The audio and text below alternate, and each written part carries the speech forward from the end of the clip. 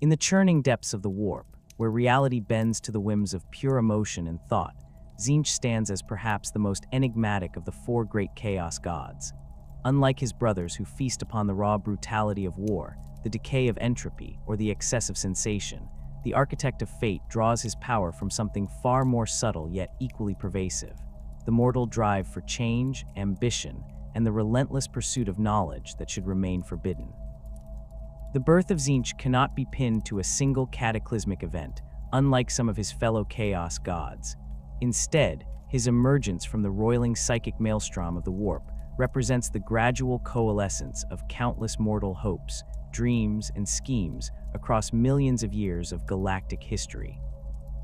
Every time a primitive human looked up at the stars and wondered what lay beyond their world, every moment a Xenos scientist pushed the boundaries of understanding into dangerous territory, every instance of a politician weaving elaborate plots for power, these fragments of psychic energy fed the growing consciousness that would become the changer of ways. The ancient war in heaven between the Necrons and the Old Ones certainly contributed to the psychic turbulence that helped birth all the chaos gods, but Tzeentch's origins stretch far beyond this single conflict. Where Khorne gorged himself on the violence of that war and Nurgle fed on the despair and decay that followed, Tzeentch consumed something more fundamental: the very desire for transformation that drove both sides to seek ever more powerful weapons and forbidden technologies. The Old Ones' experiments with the younger races, their manipulation of the warp itself, and the Necrons' pursuit of biotransference all carried the seeds of change and ambition that would eventually coalesce into the Lord of Change. What makes Tzeentch unique among the Chaos Gods is his embodiment of concepts that are not inherently destructive. Hope, after all, is what drives civilizations to reach for the stars. Ambition pushes individuals to better themselves and their circumstances. The pursuit of knowledge has led to countless medical breakthroughs, technological advances, and artistic achievements throughout galactic history.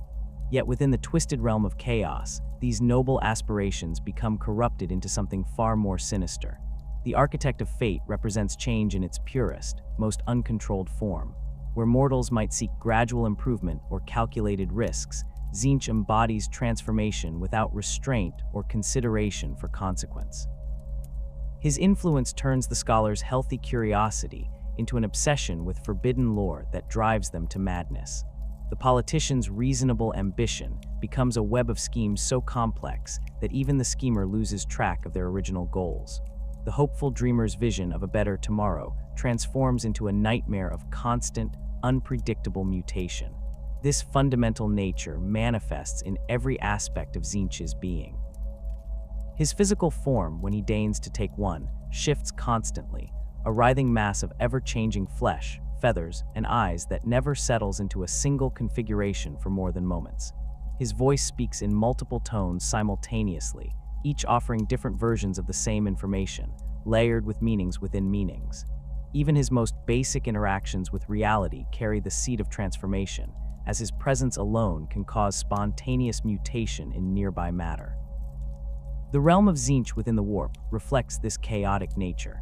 The crystal labyrinth stretches across impossible dimensions, its walls formed from crystallized time and space that constantly reshape themselves. Paths that lead to specific destinations one moment will transport travelers to entirely different locations the next. The very architecture defies comprehension, with stairs that climb downward, doors that open into themselves, and chambers that exist in multiple places simultaneously. This is not mere decoration or theatrical display. It represents the fundamental impossibility of imposing order on pure change. Within this realm, Tzeentch weaves his countless schemes. Unlike the straightforward approach of his brother Chaos Gods, the architect of fate operates through layers of manipulation so complex that even his most devoted followers rarely understand their true purpose. A single plan might span millennia and involve the rise and fall of entire civilizations, all to achieve a goal that serves another scheme, which itself feeds into a greater design. The beauty and horror of Tzeentch's machinations lie not in their immediate effects but in their interconnected complexity, a web of cause and effect that stretches across time and space. The relationship between Tzeentch and mortal ambition runs deeper than simple corruption. The changer of ways understands that hope and the desire for betterment are among the most powerful forces in the galaxy. A desperate parent will make any bargain to save their child. A struggling artist will accept any patron to see their vision realized. A failing leader will embrace any strategy to avoid defeat. These moments of vulnerability, when mortals reach beyond their current circumstances toward something better, create openings that Tzeentch exploits with masterful precision. The corruption rarely appears as corruption at first. The knowledge offered seems genuinely helpful. The mutations appear as improvements. The schemes promise realistic benefits. A planetary governor struggling with rebellion might receive visions of a new administrative system that could bring peace, only to discover that implementing it requires increasingly questionable compromises.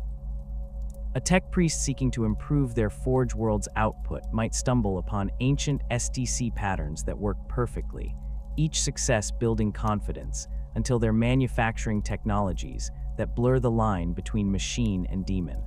This subtle approach extends to Tzeentch's relationship with his fellow Chaos gods in the eternal Great Game. Where Khorne's rivalry with Slaanesh plays out in obvious opposition, martial discipline against hedonistic excess, Tzeentch's conflicts operate on multiple levels simultaneously. His most fundamental opposition comes from Nurgle, the Lord of Decay, whose domain represents everything Tzeentch abhors: stagnation, acceptance of current circumstances, and the embrace of entropy over transformation. The conflict between change and stagnation manifests across countless battlefields, both literal and metaphorical. Where Nurgle's plagues bring resignation and the comfort of inevitable decay, Tzeentch offers the promise of transformation and escape. A world ravaged by the destroyer hive might find salvation in mutagenic treatments that cure the disease but leave the population fundamentally altered. A civilization facing extinction might receive the knowledge to transcend their physical limitations, becoming something that can no longer be called human. The rivalry plays out in laboratories where scientists choose between accepting death and embracing radical transformation, in political chambers where leaders decide between managing decline and risking everything on revolutionary change. Yet Tzeentch's manipulations of Khorne and Slaanesh demonstrate his more subtle approach to the Great Game. Rather than opposing them directly, he often seeks to redirect their energies toward his own purposes. A war that serves Khorne's hunger for blood might be prolonged or redirected through carefully placed intelligence, turning a simple conflict into a complex campaign that achieves multiple objectives. Slaanesh's cults might find themselves pursuing increasingly esoteric pleasures that require forbidden knowledge to achieve, unknowingly serving Tzeentch's goals while satisfying their own desires. The architect of fate's influence on these manipulations never appears heavy-handed. A single misdelivered message might delay reinforcements just long enough for a battle's outcome to shift. An ambitious officer might receive a promotion that places them in position to make a crucial decision months later. A pleasure cult might discover that their newest indulgence requires rare components that can only be obtained through contact with a particular scholar, who happens to be researching exactly the sort of forbidden lore that Tzeentch wishes to see unleashed. This approach reflects Tzeentch's understanding that the most effective changes appear to arise naturally from existing circumstances. Rather than imposing transformation from outside, he creates conditions where mortals choose change themselves, believing they're acting according to their own desires and rational calculations. The scholar who uncovers dangerous knowledge thinks they're advancing understanding. The politician who embraces increasingly complex schemes believes they're serving their constituents. The artist who incorporates impossible geometries into their work sees themselves as pushing creative boundaries. The true horror of Tzeentch's influence lies not in obvious corruption, but in this perversion of legitimate aspirations. Hope becomes obsession, ambition transforms into megalomaniacal scheming, and the pursuit of knowledge leads to truths that shatter sanity. The victims often retain enough of their original motivations to believe they're still serving their initial goals, even as they perform acts that would have horrified their former selves. The planetary governor who began by seeking peace for their world might end up sacrificing entire cities to fuel rituals they believe will bring ultimate harmony. The The scholar who started with genuine curiosity might become convinced that unleashing demonic entities serves the cause of advancing knowledge. This corruption of noble impulses extends throughout Tzeentch's hierarchy of servants. His greater demons, the Lords of Change, embody this principle in their very existence.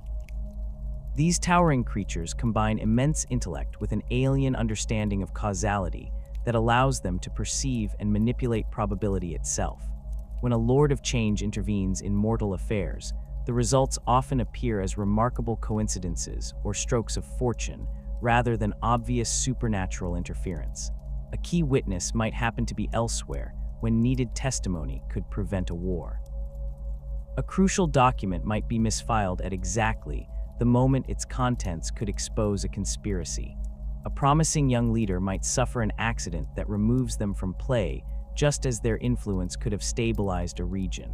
The lesser demons of Tzeentch operate according to similar principles, though their interventions tend toward more direct transformation.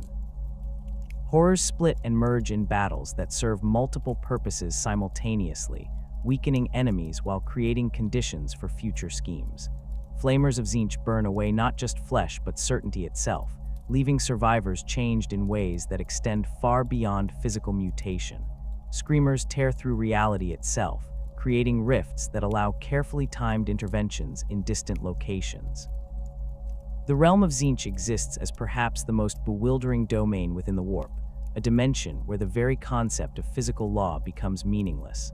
The crystal labyrinth stretches across impossible distances, its boundaries shifting between dimensions that mortal minds cannot properly comprehend. Unlike the brass citadels of Khorne or the plague gardens of Nurgle, Tzeentch's domain actively resists any attempt at mapping or understanding its structure. The crystalline formations that give the realm its name are not merely decorative. They represent crystallized moments of time and possibility, frozen into semi-solid form, yet constantly reshaping themselves according to patterns that follow no earthly logic. The walls of the labyrinth rise in spiraling towers that twist through dimensions, their surfaces reflecting not light but potential futures and forgotten pasts. These crystal formations pulse with internal luminescence that shifts through spectrums beyond mortal perception, casting shadows that move independently of their sources. The very ground beneath visitors' feet consists of compressed layers of crystallized thought and emotion, creating a surface that responds to the mental state of those who walk upon it. A confident demon might find solid footing on paths that would crumble beneath the uncertain steps of a mortal intruder. Navigation through the crystal labyrinth proves impossible through conventional means.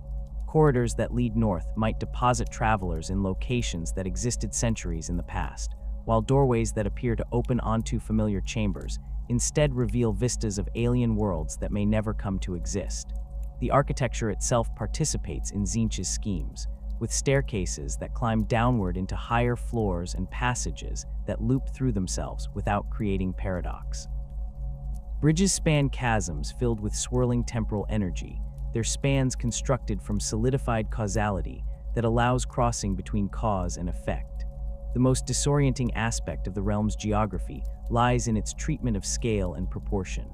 Chambers that appear modest from outside contain vast halls that stretch beyond the horizon, while enormous gateways might open onto cramped spaces barely large enough for a single occupant. This distortion extends to time as well. A journey that feels like moments might span decades in real space, while expeditions that seem to last for years might conclude before they began. The labyrinth's inhabitants navigate these impossibilities through understanding rather than memory, following routes that exist more as concepts than as physical paths. Within this maze of crystallized possibility stands the Hidden Library, one of Tzeentch's most significant strongholds, and perhaps the most dangerous repository of knowledge in existence. The library's exterior appears as a massive crystalline dome that reflects infinite versions of itself, each reflection showing the structure at different points in its existence. Some reflections reveal the library as it was when first constructed from the dreams of ancient scholars, while others show potential futures where it has grown to encompass entire sectors of the crystal labyrinth. The entrance to the Hidden Library shifts location constantly, appearing as different configurations of doorways, archways, and portals, depending on the seeker's intentions and worthiness. Mortals who approach seeking forbidden knowledge might find a simple wooden door marked with scholarly symbols, while those driven by pure curiosity could encounter an elaborate gateway covered in equations that describe the fundamental nature of reality. The library's defenses begin with these entrances. Each portal serves as a test that evaluates the visitor's motivations and capabilities before granting access. Inside, the hidden library defies every convention of architecture and organization. The collection exists across multiple dimensions simultaneously, with reading rooms that occupy the same space as vast storage vaults without creating conflict. Shelves stretch infinitely upward and downward, their contents arranged according to principles that mortal librarians would find incomprehensible. Books that contain knowledge that was never learned sit beside scrolls describing events that have yet to occur. Tomes bound in materials that exist only in theoretical physics occupy the same shelves as tablets carved from crystallized time itself. The organization system follows patterns of meaning and connection rather than alphabetical or chronological order. Works on a particular subject cluster together regardless of when they were written or will be written, creating subject areas that span multiple temporal periods. A researcher seeking information about a specific technology might find themselves in a section containing everything from primitive cave paintings, showing the first sparks of the relevant concept, to detailed technical manuals describing its ultimate perfection millions of years in the future. The guardians of the hidden library consist primarily of lords of change, those greater demons whose vast intellects make them suitable custodians for such dangerous knowledge. These towering beings drift between the stacks on wings that shimmer with mathematical equations, their multiple eyes constantly scanning for unauthorized access attempts or knowledge that threatens to escape containment. Each Lord of Change serves as both librarian and censor, determining which information can be safely accessed and which must remain sealed until the proper moment in Tzeentch's grand design. The Lords of Change do not simply guard the library, they actively participate in its function as a tool of corruption and manipulation. When mortals arrive seeking specific knowledge, these greater demons guide them not necessarily to what they requested, but to what serves Tzeentch's purposes. A tech priest seeking improved weapon designs might be directed to texts on biological enhancement that will lead them down paths of forbidden research. A scholar researching historical events could find themselves reading accounts that are technically accurate, but which reveal connections and patterns that drive them toward increasingly dangerous investigations. Beyond the Lords of Change, the library employs various other demonic entities as staff and security. Horrors of Tzeentch serve as research assistants, their ability to split and merge making them ideal for simultaneously consulting multiple sources. These lesser demons can access different sections of the library at once, cross-referencing information across temporal boundaries and dimensional barriers. Flamers patrol the restricted sections, their warpfare capable of burning away not just physical intruders but unauthorized knowledge itself, ensuring that certain information remains contained until the appropriate moment for its release. The most dangerous aspect of the hidden library lies not in its guardians, but in the knowledge it contains. The collection includes not just information that exists or has existed, but knowledge that could exist under different circumstances. Theoretical texts describe technologies that would function only under alternate physical laws, while historical accounts detail events from timelines that were prevented from occurring. This speculative knowledge proves particularly corrupting because it offers solutions to problems that cannot be solved through conventional means, tempting researchers to attempt alterations to reality itself in order to make the impossible knowledge applicable. Deeper within the crystal labyrinth stands the impossible fortress, Tzeentch's primary stronghold, and the center from which he observes and manipulates the skein of fate. The fortress exists as a structure that simultaneously occupies multiple locations and time periods, its towers and battlements appearing in different configurations depending on the observer's perspective and temporal position. From one angle, it might appear as a traditional castle constructed from blue and gold crystal, while from another viewpoint, the same structure reveals itself as an abstract geometric form that exists in 11 dimensions. The fortress serves as Tzeentch's primary observation post for monitoring the countless schemes and plots that span the galaxy. Within its halls, the Architect of Fate maintains vast scrying chambers filled with crystalline viewing devices that can observe events across space and time. These chambers contain not just windows into the present, but viewing portals that show probability cascades, visual representations of how current events might unfold into various potential futures. The walls themselves serve as display surfaces, their crystalline structure allowing Tzeentch to project images of distant worlds, ongoing conspiracies, and developing situations that require his attention. The central chamber of the impossible fortress houses Tzeentch's greatest tool for manipulating fate, the Web of Destiny. This massive three-dimensional construct appears as an intricate network of crystalline threads that stretch throughout the chamber, each thread representing a different chain of causality.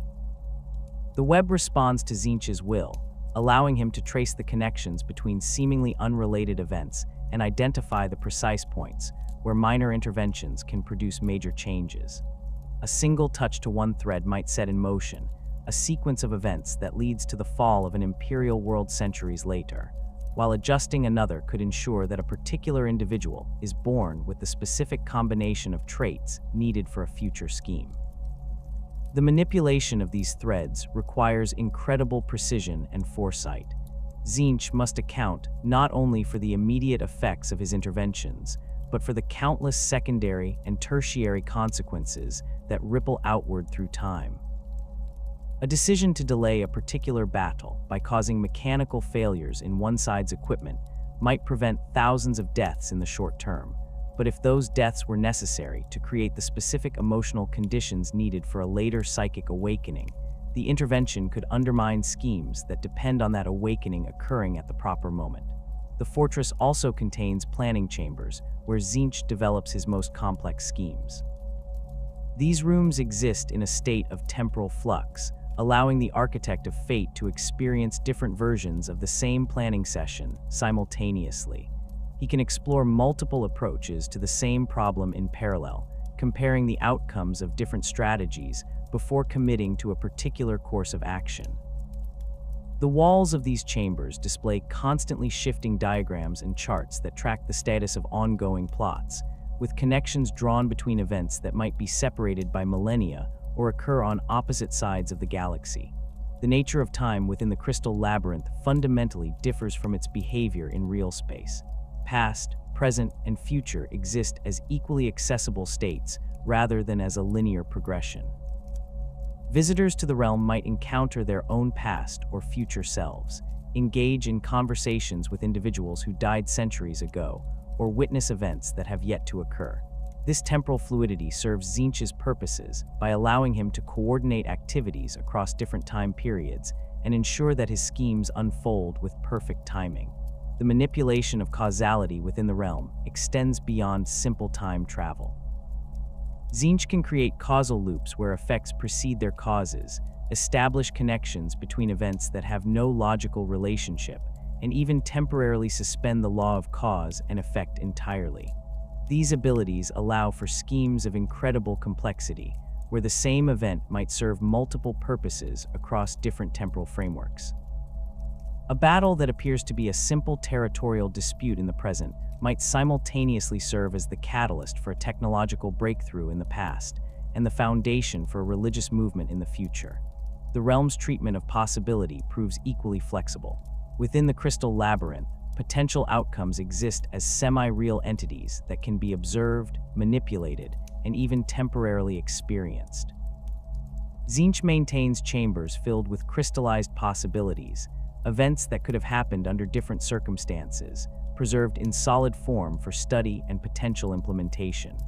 These possibility crystals serve as raw material for the Architect of Fate schemes, allowing him to introduce elements from alternate timelines into current reality when doing so serves his purposes.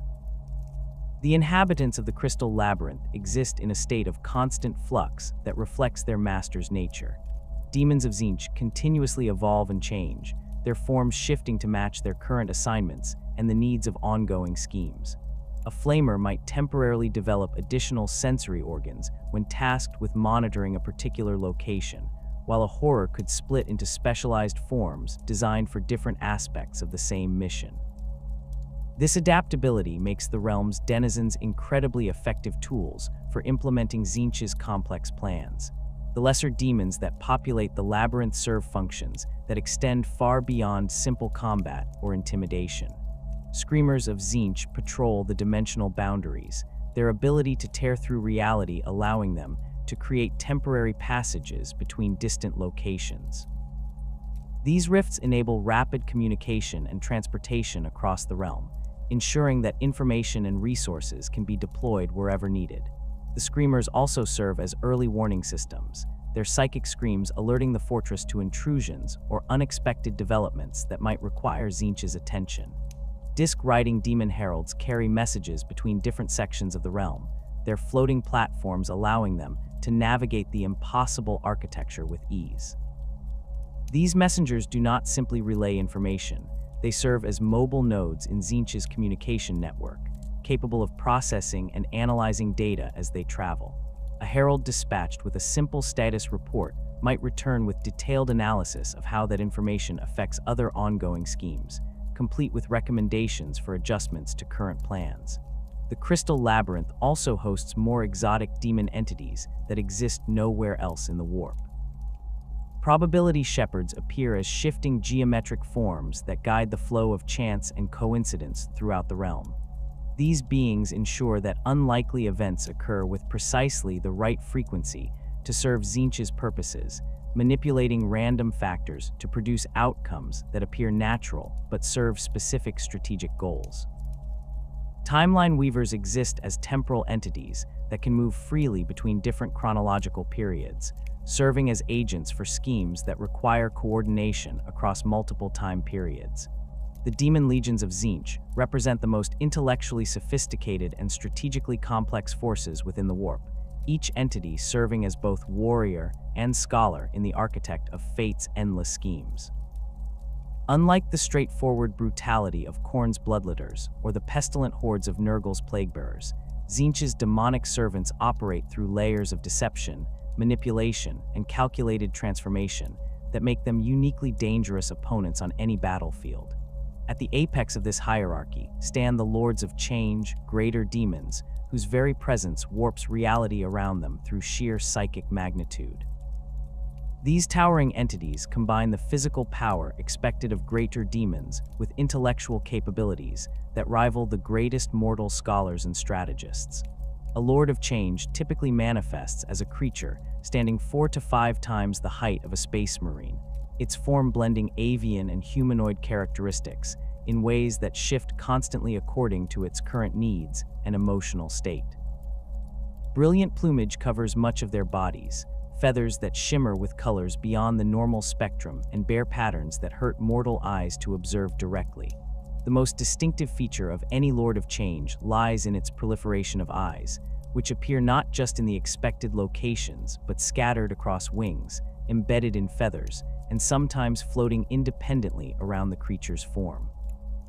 Each eye serves a different function. Some observe the present moment with perfect clarity, others peer into possible futures, and still others examine the past for patterns and connections that might prove useful.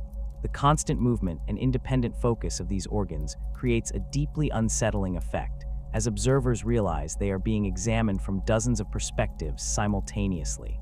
The wings of a Lord of Change serve purposes beyond mere flight. The membrane between the wing bones displays constantly shifting equations, formulae, and diagrams that represent the demon's ongoing calculations and analysis of current situations. These mathematical displays are not mere decoration.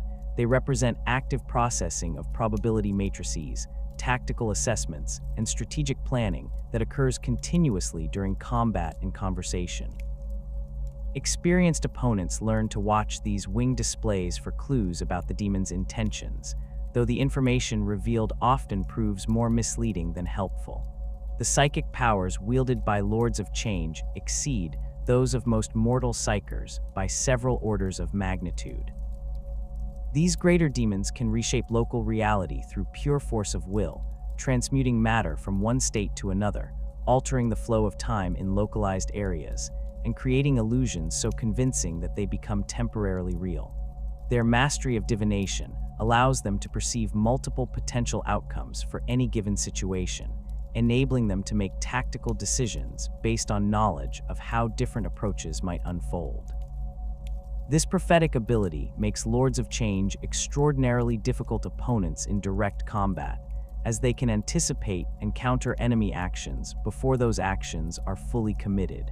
In warfare, Lords of Change serve as supreme commanders whose strategic thinking operates on timescales that span decades or centuries. A single Lord of Change might orchestrate a campaign that appears to consist of unrelated skirmishes and political maneuvers spread across multiple star systems, each engagement serving purposes that only become apparent when viewed as part of the greater design.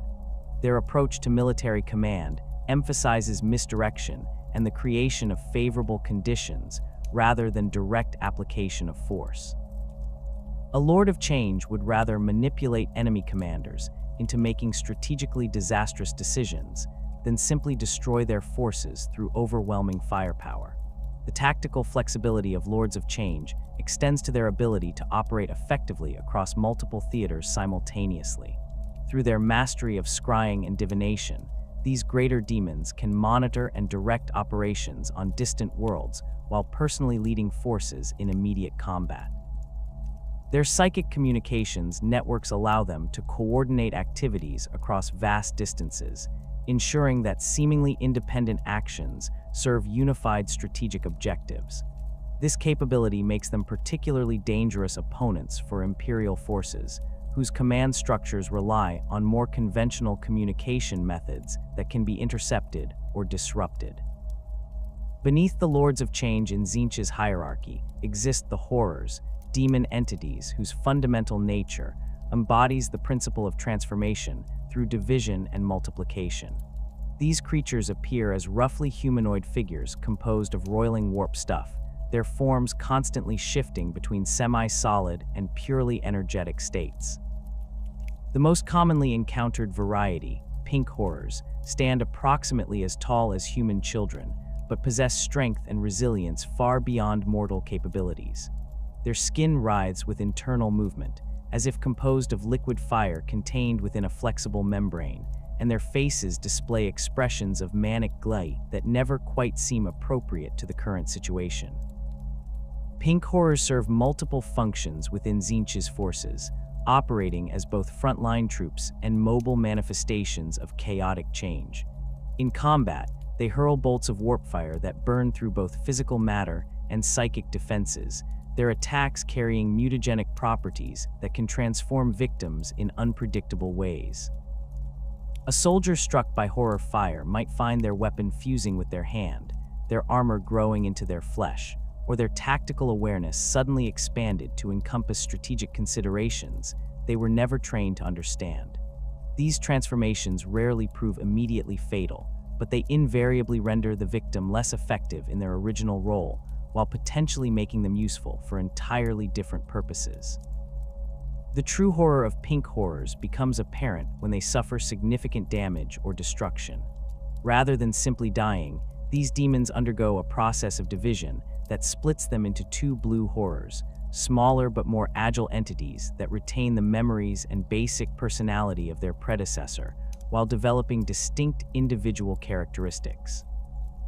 This splitting represents more than simple reproduction. It demonstrates the fundamental principle that destruction of Tzeentchian forces often results in multiplication rather than elimination. A single pink horror destroyed early in a battle might result in dozens of blue horrors by the engagement's end, as each generation splits under pressure. Blue horrors display markedly different temperaments from their pink predecessors, exhibiting morose and pessimistic attitudes that contrast sharply with the manic enthusiasm of pink horrors. This emotional shift reflects their nature as creatures born from destruction, entities that exist as living reminders that even positive change carries the seeds of loss and diminishment. Despite their gloomy dispositions, blue horrors prove equally dangerous in combat, their smaller size allowing them to infiltrate enemy positions and strike from unexpected angles.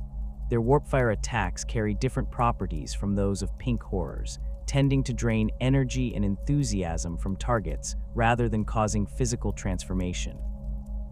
The division process continues when blue horrors face destruction, each splitting into a pair of brimstone horrors, tiny entities no larger than human infants, but composed entirely of living flame.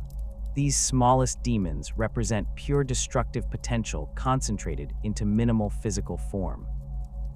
Brimstone horrors swarm across battlefields like animate sparks, their touch igniting flammable materials, and their presence causing electronic systems to malfunction through electromagnetic interference. While individually weak, they appear in such numbers that they can overwhelm defensive positions through sheer quantity, flowing around obstacles like liquid fire and reforming on the far side. The tactical implications of horror multiplication create unique challenges for enemy commanders. Traditional military doctrine suggests concentrating firepower to eliminate threats quickly, but this approach proves counterproductive against horror formations. Each destroyed pink horror immediately doubles the number of active enemies, while destroyed blue horrors quadruple the count of attacking entities. Experienced Imperial Guard officers learn to contain horror formations rather than destroy them outright, using sustained suppression fire to prevent the demons from advancing, while avoiding the concentrated damage that triggers division. The psychological impact of fighting horrors extends beyond the tactical complications of their multiplication. Soldiers must cope with the realization that their success in eliminating enemies directly increases the number of threats they face. This reversal of normal combat logic creates stress and confusion that can lead to poor decision-making and reduced unit cohesion. The constant cackling of pink horrors, the moaning of blue horrors, and the crackling roar of brimstone horrors creates an audio environment that makes communication difficult and adds to the disorienting nature of combat against these entities. Flamers of Tzeentch represent a more specialized category of demon, entities that exist as living manifestations of mutagenic fire and transformative destruction. These creatures appear as bizarre amalgamations of organic and mechanical components, their bodies consisting of flesh like tubes and chambers that function as biological flame projectors. Multiple limbs ending in nozzle-like appendages allow flamers to direct their attacks with precision, while their central mass contains the organs necessary for generating and storing the warpfire that serves as their primary weapon. The flames produced by these demons differ fundamentally from ordinary fire, carrying properties that affect both physical matter and psychic energy. Flamer fire burns through armor and fortifications with ease, but its more dangerous aspect lies in its ability to ignite change itself. Victims caught in flamer attacks often survive the initial burning, only to discover that the fire has awakened dormant mutations, activated latent psychic abilities, or altered their fundamental nature in ways that become apparent only over time. A soldier who escapes a flamer attack with minor burns might later find themselves developing additional limbs, experiencing visions of impossible mathematics, or discovering an irresistible compulsion to study forbidden texts. In tactical situations, flamers serve as area denial weapons and breakthrough specialists. Their ability to project streams of warpfire across significant distances makes them effective at clearing enemy positions and creating barriers that prevent troop movement. The psychological impact of flamer attacks often proves as valuable as their direct damage, as soldiers who witness the mutagenic effects of the flames become reluctant to advance into areas where flamers might be positioned. This hesitation allows Tzeentch forces to control battlefield geography and channel enemy movements into predetermined killing zones. The mobility of flamers adds another dimension to their tactical utility. These demons can move across difficult terrain with ease, their unusual locomotion allowing them to navigate obstacles that would stop conventional troops. They frequently operate in support of horror formations, using their ranged attacks to soften enemy positions before the horrors close for direct combat. The combination of flamer suppression and horror multiplication creates tactical situations where enemy forces face increasing numbers of opponents while being denied the ability to establish effective defensive positions. Screamers of Tzeentch fulfill the role of fast attack specialists and interdiction forces within demon armies. These entities appear as flying creatures that combine characteristics of manta rays and mechanical aircraft, their flat bodies allowing them to slice through both air and the fabric of reality itself. The leading edges of their wings possess properties that can cut through virtually any material, while their ability to phase partially out of normal space-time allows them to pass through solid obstacles when necessary. The most distinctive capability of Screamers lies in their ability to tear rifts in reality through rapid movement and psychic resonance. When multiple Screamers move in formation, their combined psychic signatures create interference patterns that weaken the barriers between dimensions. This effect allows them to create temporary portals for rapid troop movement, establish communication links across vast distances, and even enable limited time travel effects for small objects or brief messages. Experienced Screamer formations can coordinate their movements to create stable warp rifts that remain open long enough for significant military assets to pass through. In direct combat, Screamers operate as high-speed interceptors and harassment units. Their ability to appear suddenly from unexpected angles makes them particularly effective against enemy aircraft and isolated ground units. The psychic scream that gives them their name serves both as a weapon and a communication method, the sonic attack capable of disrupting enemy electronics while simultaneously coordinating the actions of nearby Tzeentch forces. The scream carries subsonic frequencies that affect mortal psychology, creating feelings of unease and disorientation that reduce combat effectiveness even among troops who suffer no direct physical damage.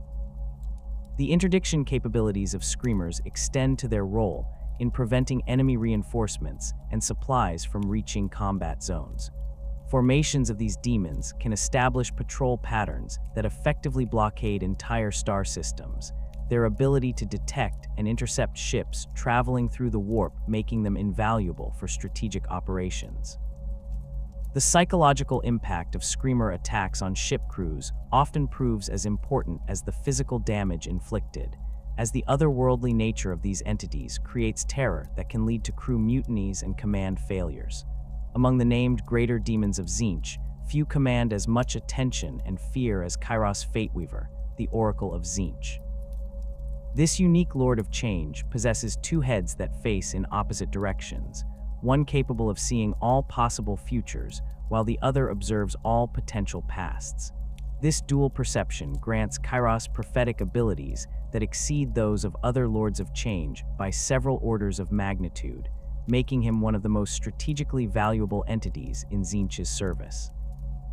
The physical form of Kairos reflects his unique nature, with his twin heads displaying markedly different characteristics despite sharing the same body. The forward-facing head appears younger and more vibrant, its eyes bright with the light of infinite possibilities, while the backward-facing head shows signs of age and weariness from witnessing countless tragedies and failures across history. The dichotomy between these aspects creates a being capable of providing advice based on comprehensive knowledge of both what has been and what might yet come to pass. Kairos serves Tzeentch as both oracle and strategic advisor, his predictions guiding the development of schemes that span millennia. His ability to perceive probability cascades allows him to identify the precise moments when minor interventions can produce major changes, making him invaluable for timing critical operations. The Oracle's counsel has influenced some of the most significant events in galactic history, though his advice often comes in the form of riddles and paradoxes that require careful interpretation to understand properly. The Changeling represents another category of unique demon, an entity whose mastery of shapeshifting and infiltration makes it one of Tzeentch's most effective agents for operations requiring subtlety and deception. Unlike other demons whose forms remain relatively stable, the Changeling possesses no true appearance, existing as a constantly shifting amalgamation of borrowed characteristics from countless different beings it has impersonated over the centuries. The infiltration capabilities of the Changeling extend far beyond simple physical disguise. This demon can replicate not just the appearance of its targets, but their memories, mannerisms, and even their psychic signatures to a degree that makes detection extremely difficult. The changeling has successfully impersonated imperial officials, space marine commanders, and even other demons, maintaining these deceptions for extended periods while gathering intelligence and manipulating events from within enemy organizations. The strategic value of the changeling lies in its ability to create opportunities for larger operations through careful preparation and positioning. By assuming the identity of key individuals at crucial moments, this demon can ensure that critical decisions favor Tzeentch's interests, that vital information reaches the wrong recipients, or that security measures fail at precisely the right moments. The changeling's operations often remain undetected for years or decades, their effects only becoming apparent when viewed as part of larger patterns of manipulation and control. The origins of the Thousand Sons Legion trace back to the early days of the Great Crusade, when the Emperor's gene forges on Terra produced the 15th Legion from genetic material that would prove both blessing and curse. Even before their reunion with their Primarch, the warriors of this legion displayed an unusual affinity for psychic phenomena that set them apart from their brother legions. Where other space marines might experience occasional flashes of prescience or intuitive understanding, the Thousand Sons manifested consistent psychic abilities that ranged from telepathy and telekinesis to more exotic powers involving the manipulation of probability and perception. This psychic predisposition created both advantages and complications for the Legion's early campaigns. Thousand Sons squads could coordinate their actions through telepathic links that made their tactical responses faster and more precise than conventional communication methods allowed. Their librarians developed techniques for psychic reconnaissance that could penetrate enemy defenses and gather intelligence from vast distances. Battle Brothers learned to enhance their physical capabilities through mental discipline, achieving feats of strength and endurance that impressed even veteran space marines from other legions. However, these gifts came with inherent dangers that became apparent during the Legion's first major campaigns. Psykers among the Thousand Sons began experiencing episodes of uncontrolled power manifestation, their abilities surging beyond their capacity to contain or direct them.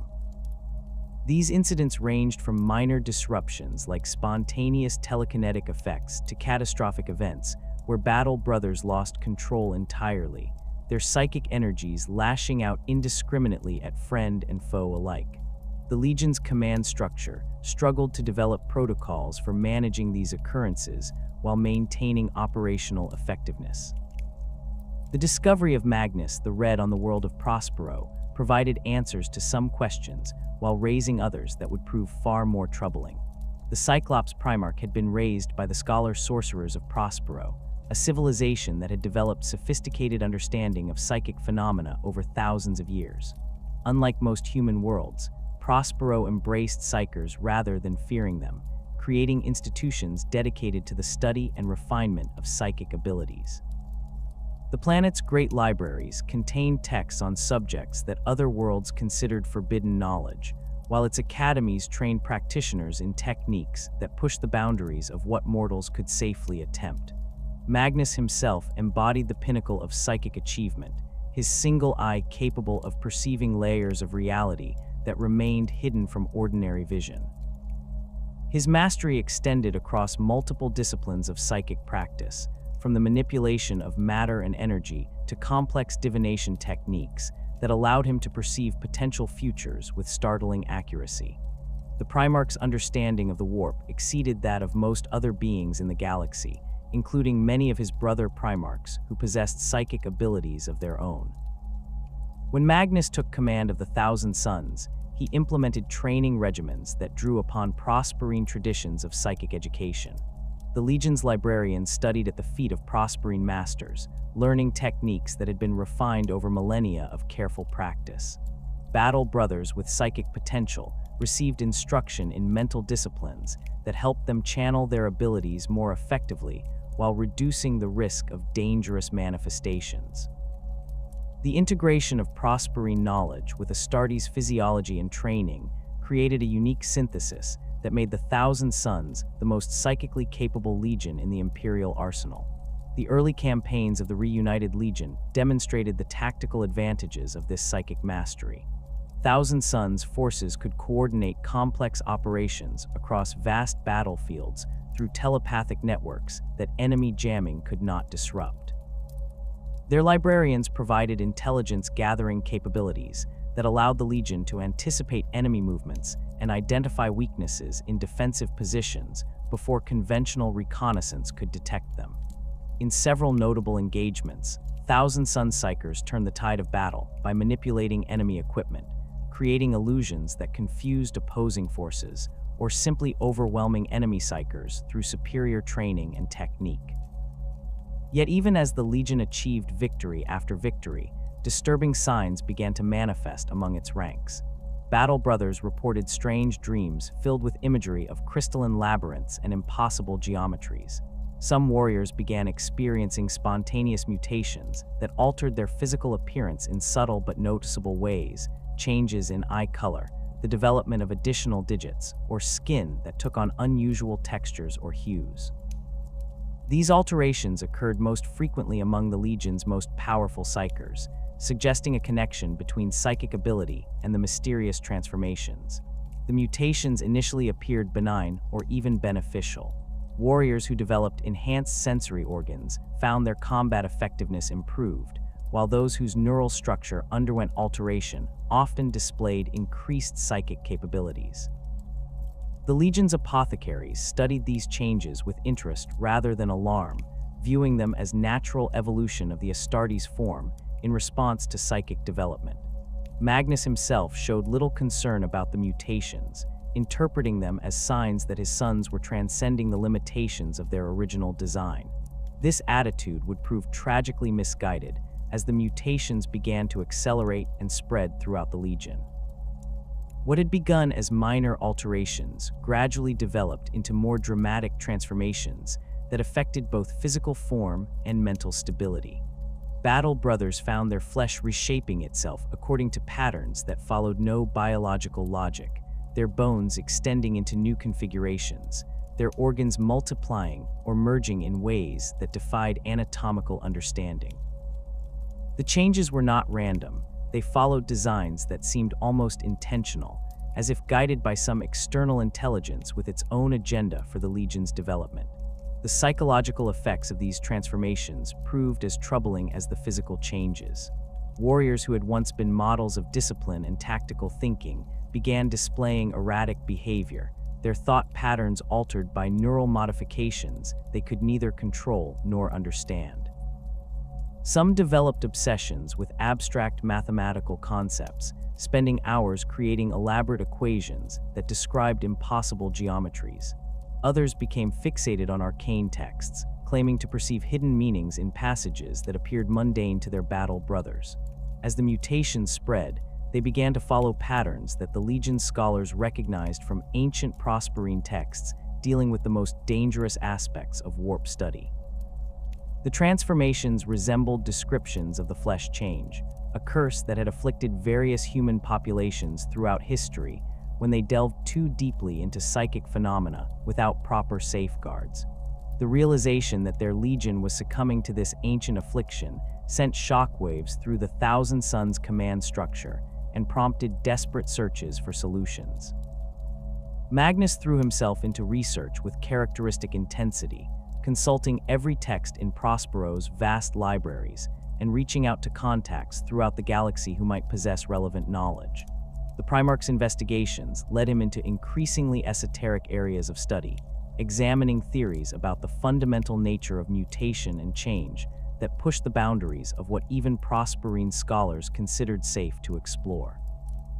His research brought him into contact with entities and concepts that existed at the very edges of human understanding, including knowledge of the Chaos Gods and their domains within the warp. The crisis reached its peak when entire companies of Thousand Sons began succumbing to uncontrolled mutation simultaneously. Warriors who had served with distinction for decades found themselves transforming into creatures that bore little resemblance to their original forms, their Astartes physiology warping into configurations that could no longer support rational thought or coordinated action. The Legion's combat effectiveness plummeted as increasing numbers of battle brothers became casualties not of enemy action, but of their own uncontrolled transformation. Faced with the complete destruction of his Legion, Magnus made a decision that would damn both himself and his sons. Deep within the most forbidden sections of Prospero's libraries, the Primarch had discovered references to entities that claimed mastery over the forces of change and mutation. These beings, dwelling within the deepest reaches of the warp, possessed the power to halt unwanted transformations and redirect the forces of change according to their will. The texts warned of the dangers inherent in dealing with such entities, but Magnus's desperation overrode his caution. The ritual Magnus performed to contact Tzeentch took place in the deepest vaults beneath Prospero's greatest pyramid, surrounded by wards and protections that had been crafted by generations of the planet's most skilled sorcerers. The Primarch believed these safeguards would protect him from the worst consequences of his actions, allowing him to negotiate from a position of relative strength. This confidence proved to be a fatal miscalculation, as Tzeentch had been manipulating events toward this exact moment for decades, carefully arranging circumstances to ensure that Magnus would have no choice but to seek the Chaos God's aid. The bargain struck between Magnus and Tzeentch appeared straightforward on the surface. The architect of fate would halt the flesh change, afflicting the Thousand Suns in exchange for the Primarch's service at some future time. The terms seemed reasonable to Magnus, who believed his superior intellect and psychic abilities would allow him to fulfill whatever obligations the agreement entailed while maintaining his loyalty to the Emperor and the Imperial cause. The Primarch failed to recognize that Tzeentch's true goal was not immediate service, but the gradual corruption of Magnus and his Legion through a series of seemingly minor compromises. The immediate effects of the pact seemed to vindicate Magnus's decision. The rampant mutations afflicting his Legion stabilized, allowing the affected warriors to regain control over their transformed bodies and minds. The Thousand Suns, who had been on the verge of complete dissolution as rational beings, found themselves able to function effectively once again, their altered forms no longer continuing to change in unpredictable ways. The Legion's combat effectiveness returned to previous levels, and campaigns that had been suspended due to the mutation crisis resumed with renewed vigor. However, the true price of Magnus's bargain became apparent only gradually, as Tzeentch's influence began to manifest in subtle ways throughout the Legion's ranks. The stabilized mutations carried within them seeds of future change that would activate under specific circumstances. The psychic abilities of the Thousand Suns, enhanced by their transformations, created stronger connections to the warp that made them more susceptible to demonic influence. Most critically, the pact had established a link between Magnus and Tzeentch that the Chaos God could exploit to gradually corrupt the Primarch's judgment and decision-making processes. The Council of Nicaea represented the culmination of growing imperial concerns about the use of psychic powers within the Space Marine legions. The Emperor had observed the increasing reliance on psychers across his military forces, and the corresponding rise in warp-related incidents that threatened operational security and personnel safety.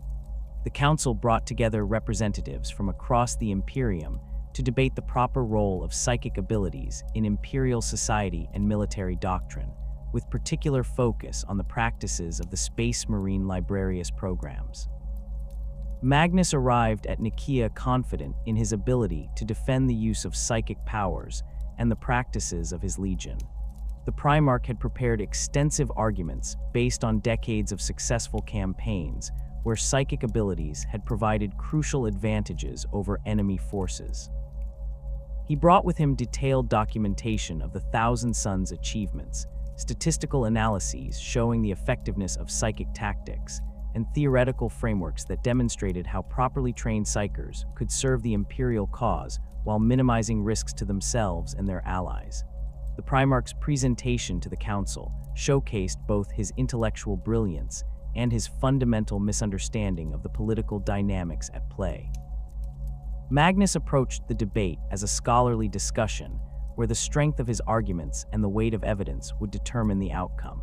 He failed to recognize that many of the council's participants had already reached conclusions based on factors that had little to do with the tactical effectiveness of psychic abilities.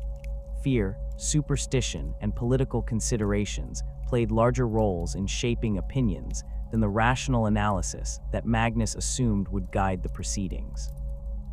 The opposition to psychic practices came from multiple sources within the imperial hierarchy. Primarchs like Mortarion and Corax had witnessed firsthand the dangers posed by uncontrolled psychers and the corruption that seemed to follow in the wake of extensive warp manipulation. Representatives from worlds that had suffered under psychic tyrants or demonic incursions spoke passionately about the need to restrict abilities that could so easily be turned against imperial citizens. Even some members of the nascent Inquisition argued that the risks of psychic practice outweighed any potential benefits. Magnus's defense of psychic practices inadvertently reinforced many of the concerns raised by his opponents.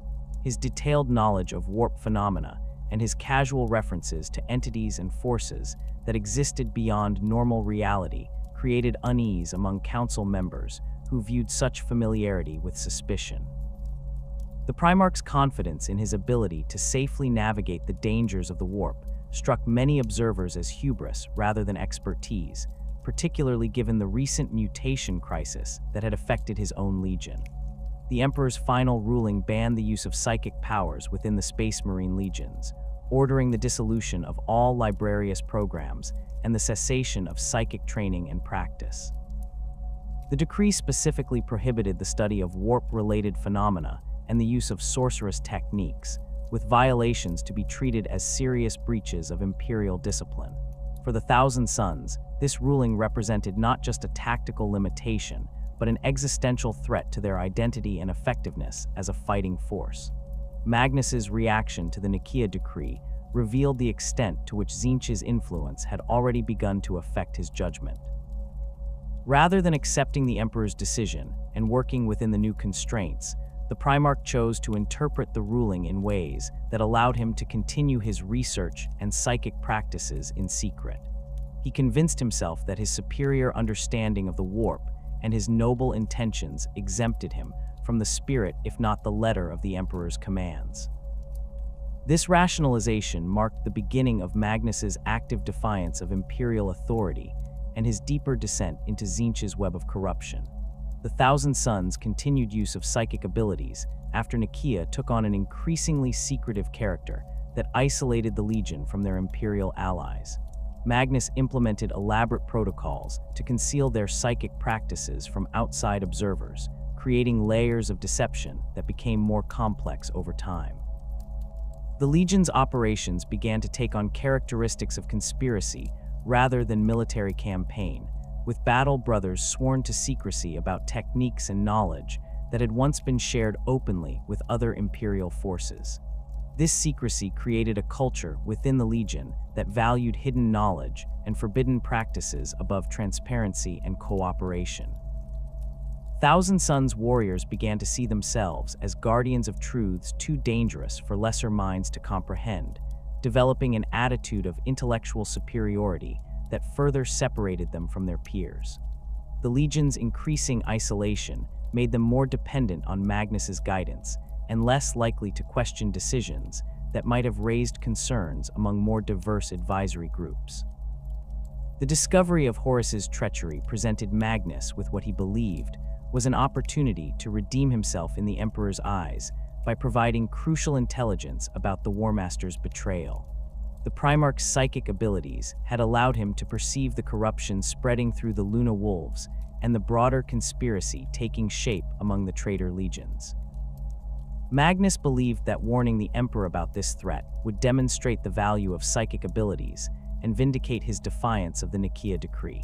The method Magnus chose for delivering this warning revealed how completely Tzeentch's influence had compromised his judgment. Rather than using conventional communication methods or traveling to Terra personally, the Primarch decided to project his consciousness directly through the warp to reach the Emperor's throne room. This technique required enormous psychic energy and involved risks that Magnus either failed to recognize or chose to ignore in his eagerness to prove his loyalty and usefulness. The psychic assault Magnus launched to breach the Imperial Palace's defenses caused catastrophic damage to the Emperor's most crucial project, the construction of the human webway gate that would have freed humanity from dependence on warp travel. The Primarch's psychic projection tore through the carefully constructed barriers that protected the webway tunnel, allowing demons to pour through the breach into the heart of the Imperial Palace. The Emperor was forced to abandon other responsibilities to contain this incursion, effectively ending the webway project and trapping him on the Golden Throne. Magnus's warning about Horus's treachery, delivered at such enormous cost, was dismissed by the Emperor as either deliberate deception or evidence of the Primarch's complete corruption by Chaos forces. The destruction of the Webway project represented such a catastrophic setback to Imperial plans that the Emperor could not view Magnus's actions as anything other than betrayal, regardless of the Primarch's stated intentions. The irony that Magnus's attempt to prove his loyalty had instead confirmed his damnation was lost on the Primarch, who interpreted the Emperor's rejection as further evidence of Imperial prejudice against psychic abilities. The dispatch of Leman Russ and the Space Wolves to bring Magnus to account for his actions represented the Emperor's final attempt to salvage something from the catastrophe. The original orders called for Magnus to be brought to Terra, alive to face judgment for his crimes, with the possibility that some form of redemption might still be possible. However, Tzeentch's agents had been working to ensure that this outcome would not occur, manipulating communications and circumstances to guarantee that the confrontation would result in violence rather than surrender. The corruption of the orders sent to Leman Russ transformed a mission of capture into one of extermination, ensuring that the Space Wolves would approach Prospero with the intention of destroying the Thousand Suns rather than arresting their Primarch. This manipulation played perfectly into Tzeentch's long-term strategy, as it eliminated any possibility of Magnus's reconciliation with the Emperor while creating the exact conditions needed to drive the Thousand Suns completely into the embrace of chaos. The burning of Prospero left the Thousand Suns scattered across the galaxy, their homeworld reduced to ash and their legion broken beyond recognition. In the aftermath of Leman Russ's assault, Magnus the Red had led the survivors through a desperate ritual that transported them bodily into the warp, seeking refuge within Tzeentch's crystal labyrinth. The transition from real space to the demon realm proved catastrophic for many battle brothers, their physical forms unable to withstand the raw psychic energies that permeated their new environment. Those who survived the translation found themselves trapped on the planet of the sorcerers, a world that existed simultaneously within the warp and as a reflection of their destroyed homeworld. The planet of the sorcerers bore disturbing similarities to Prospero, its great pyramids and libraries reconstructed from the memories and desires of the displaced Thousand Suns. Yet this new world carried fundamental differences that became apparent to those who examined it closely. The architecture shifted subtly when not directly observed, corridors rearranging themselves according to patterns that served purposes beyond mere navigation. The libraries contained texts that had never existed on Prospero alongside works that would not be written for millennia, their contents changing to reflect the current needs and obsessions of their readers.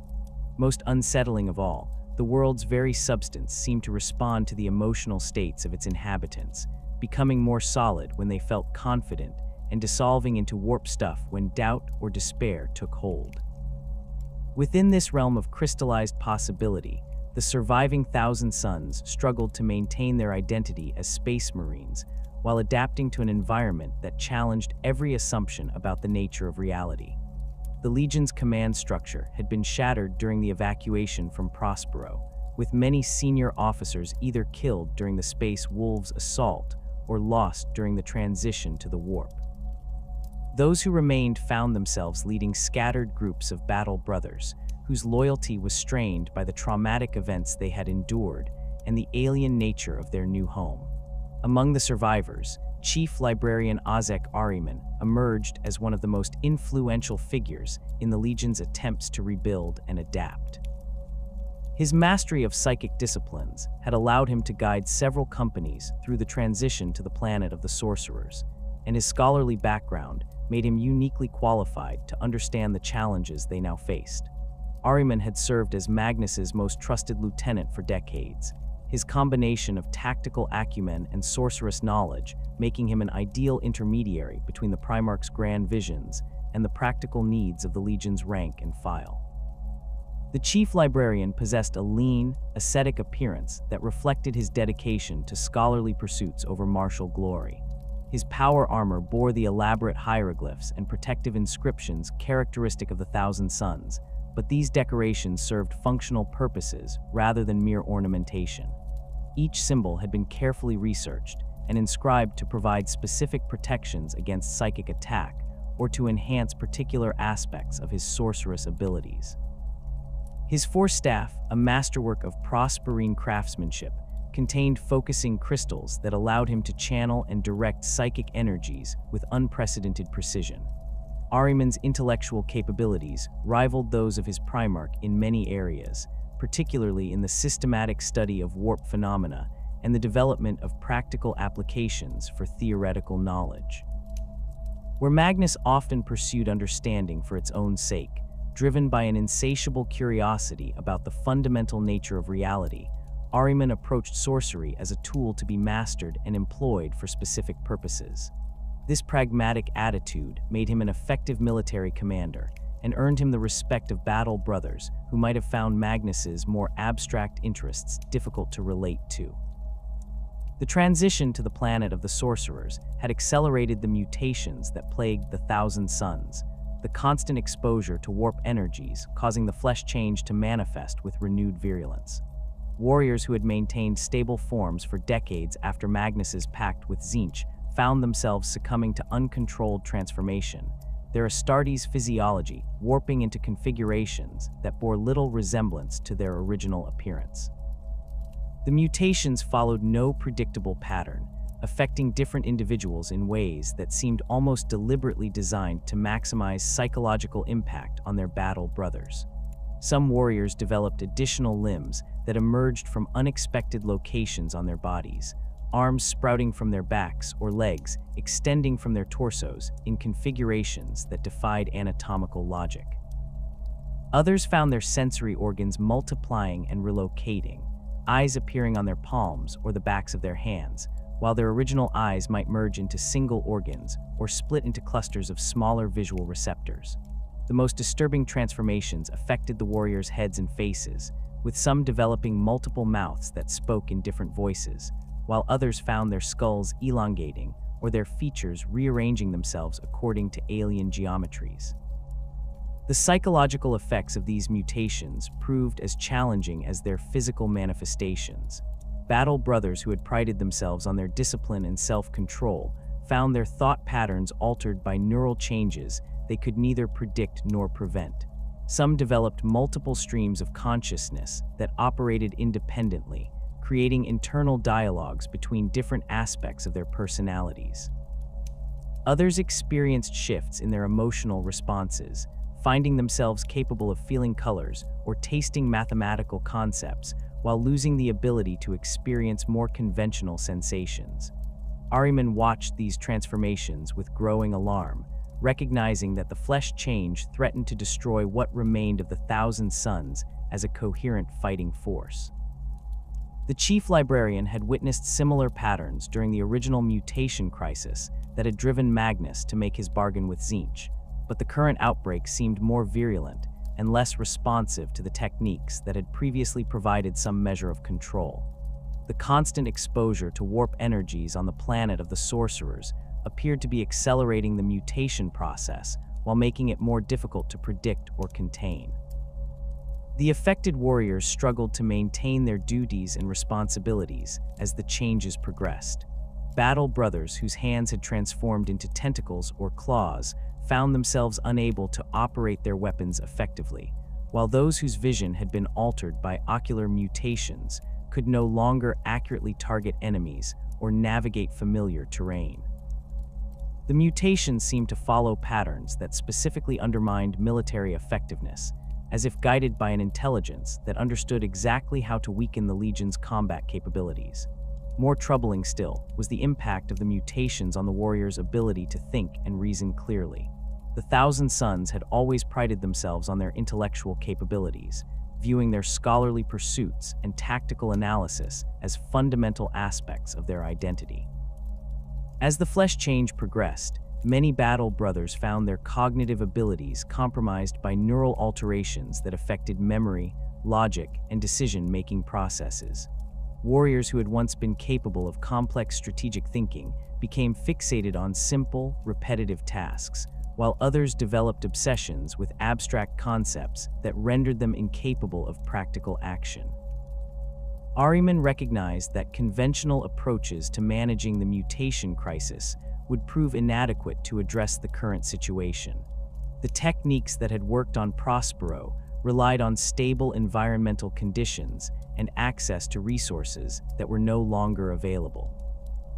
The planet of the sorcerers operated according to different physical laws that made traditional medical intervention impossible, while the constant flux of warp energies created variables that could not be controlled through normal means. The chief librarian realized that only a radical solution could preserve what remained of his legion. His research into potential remedies led him deep into the most forbidden sections of the reconstructed libraries, examining texts that dealt with the fundamental nature of existence and transformation. These works, many of which had been considered too dangerous for study even on Prospero, described techniques for manipulating the basic forces that governed life and death, matter and energy, stability and change. The knowledge contained within these tomes carried enormous risks, as the authors themselves had often succumbed to the very forces they sought to understand and control. The solution that gradually emerged from Ahriman's studies involved a ritual of unprecedented scope and complexity, one that would require the combined psychic power of the Legion's surviving sorcerers to implement successfully. The theoretical framework drew upon principles of sympathetic magic, quantum mechanics, and warp manipulation that had never been combined in a single working. The ritual would attempt to impose a state of perfect stasis upon the affected warriors, freezing their mutations at a stable point while preserving their consciousness and military capabilities. The technical challenges involved in designing such a ritual proved enormous. Ahriman needed to account for the individual variations in each warrior's mutation pattern while creating a working that could affect hundreds of subjects simultaneously. The ritual required precise calculations of psychic resonance frequencies, careful preparation of focusing materials, and the coordination of multiple sorcerers whose own abilities might be affected by the very forces they were attempting to manipulate. Each variable introduced additional complexity that had to be balanced against the others to prevent catastrophic failure. The chief librarian spent months developing the ritual structure, consulting with the Legion's surviving scholars, and testing individual components under controlled conditions. The preliminary experiments yielded promising but incomplete results, suggesting that the theoretical approach was sound, but that the practical implementation would require refinements that could only be developed through trial and error. The pressure to complete the work intensified as more battle brothers succumbed to advanced stages of mutation, their conditions deteriorating beyond the point where any intervention might prove effective. The final version of the ritual, which Ahriman designated the Rubric of Ahriman in accordance with Prosperine naming conventions, required the participation of every surviving sorcerer in the Legion. The working would draw upon the combined psychic potential of these individuals to create a field effect that could penetrate the warp energies surrounding the planet of the sorcerers and impose order upon the chaotic forces driving the mutation process. The ritual's success depended not only on the technical precision of its execution, but on the absolute coordination of all participants, as any deviation from the prescribed patterns could cause the entire working to collapse with potentially devastating consequences. The preparation for the ritual required extensive modifications to the planet of the sorcerers itself, as Ahriman needed to create a stable platform from which to launch such an ambitious psychic working. The sorcerers spent weeks inscribing protective circles and focusing arrays across the world's surface, using techniques that combined traditional Prosperine ward crafting with innovations developed specifically for the warp environment. The inscriptions had to be carved into the planet's substance, using tools that could affect crystallized possibility, a process that required constant vigilance to prevent the markings from shifting or disappearing as the world's reality fluctuated. The ritual circle itself covered several square kilometers, its intricate patterns incorporating mathematical formulae that described the fundamental relationships between matter, energy, and consciousness. The design drew upon sources ranging from ancient Terran mysticism to cutting-edge theoretical physics, creating a synthesis of knowledge that represented the pinnacle of human understanding in multiple disciplines. Each element of the pattern served multiple functions simultaneously, providing psychic focusing, protective barriers, and resonance amplification in configurations that had never been attempted before. The gathering of the Legion's sorcerers for the ritual represented both the culmination of Ahriman's preparation and the beginning of the most dangerous phase of the entire undertaking. Nearly 200 psychers assembled within the Great Circle, their combined presence creating psychic resonances that threatened to tear holes in local reality even before the ritual began. The chief librarian had arranged the participants according to their individual capabilities and specializations, creating a hierarchy of power that would allow him to direct and focus their combined energies with maximum efficiency. The ritual commenced at the moment when the planet of the sorcerers achieved optimal alignment with certain key points in the crystal labyrinth, a configuration that occurred only rarely and provided the stable foundation necessary for such an ambitious working. Ahriman began the invocation with formulae that had been developed through months of careful research, words of power that resonated with the fundamental forces governing transformation and stasis. The other sorcerers joined their voices to his, their combined chanting creating harmonics that affected reality on multiple levels simultaneously. The initial phases of the ritual proceeded according to Ahriman's calculations, the combined psychic energy of the participants creating visible effects that manifested as coruscating patterns of light and shadow across the planet of the sorcerers. The warp energies that constantly buffeted the world began to stabilize, forming ordered structures that reflected the mathematical relationships embedded in the ritual circle.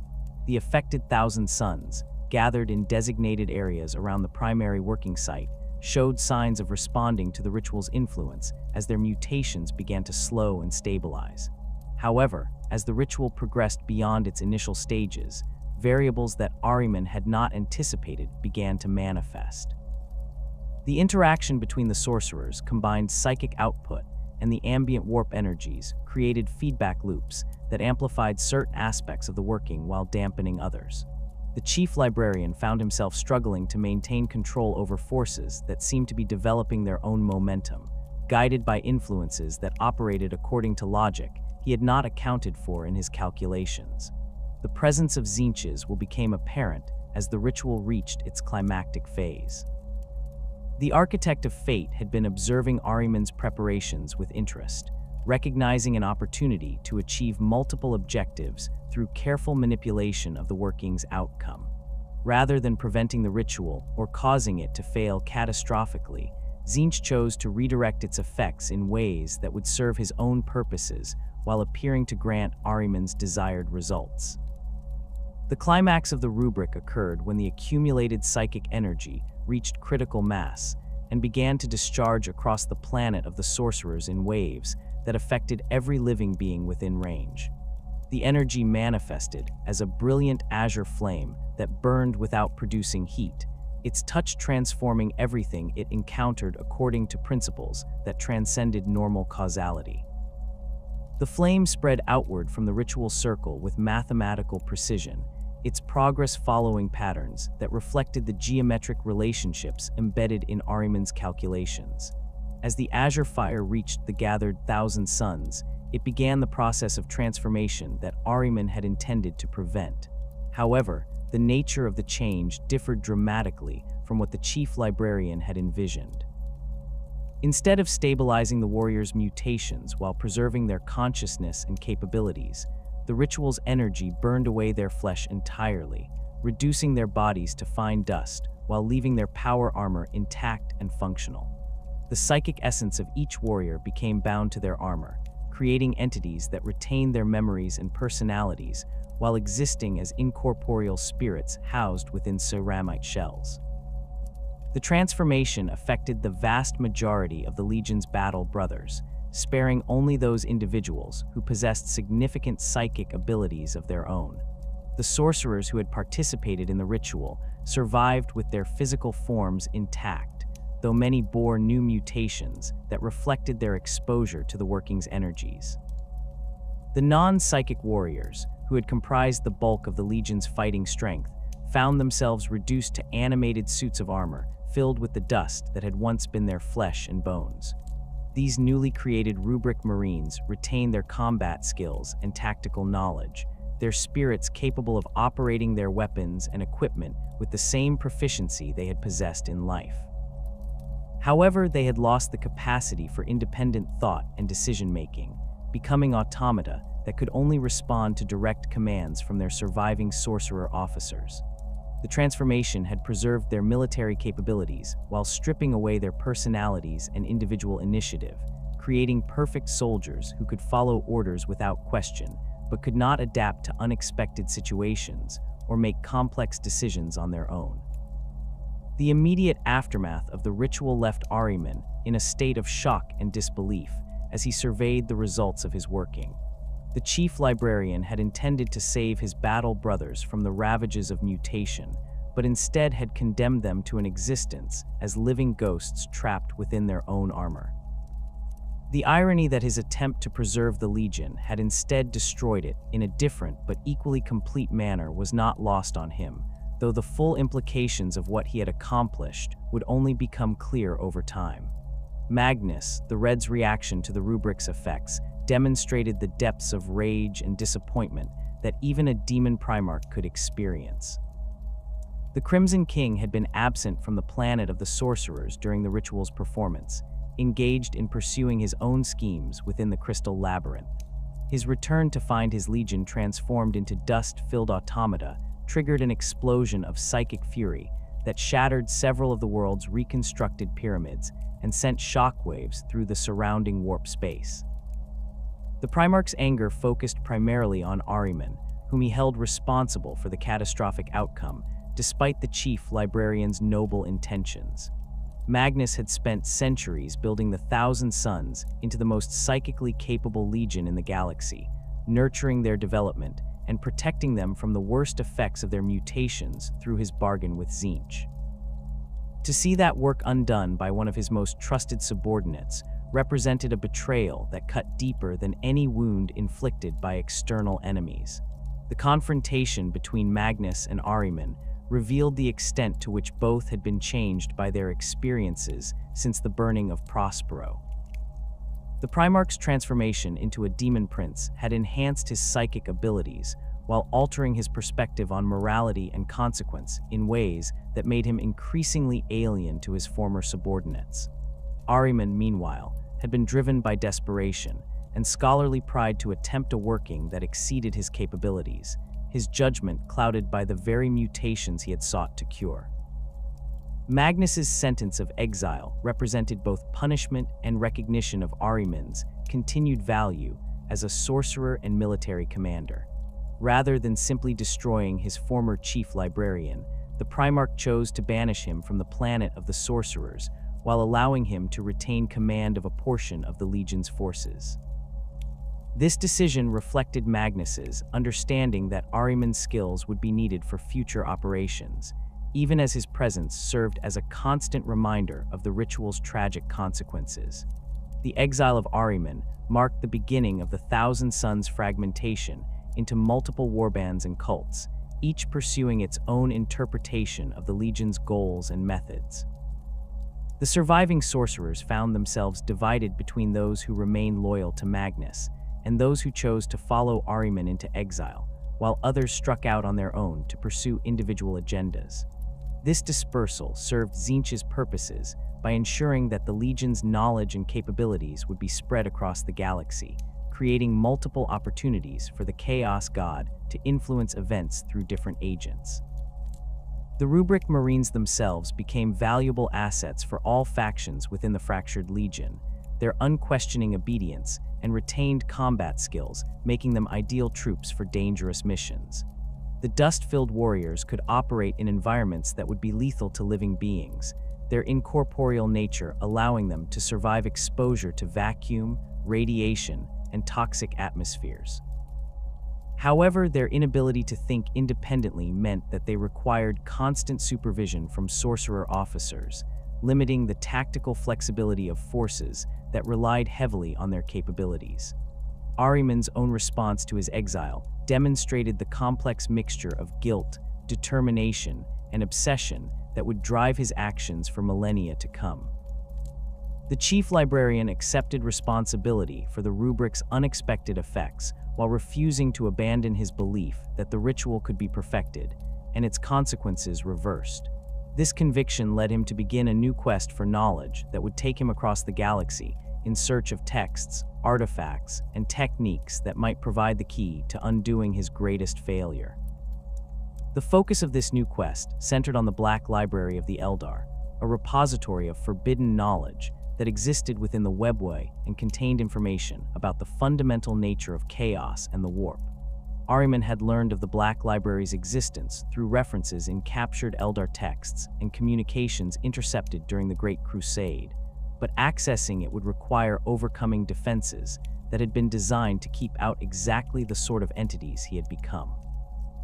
The pursuit of the Black Library became Ahriman's defining obsession, driving him to attempt increasingly desperate and dangerous schemes to gain entry to the Eldar repository. Each failure taught him more about the nature of the defenses he faced, while providing new insights into the forces that governed fate and possibility.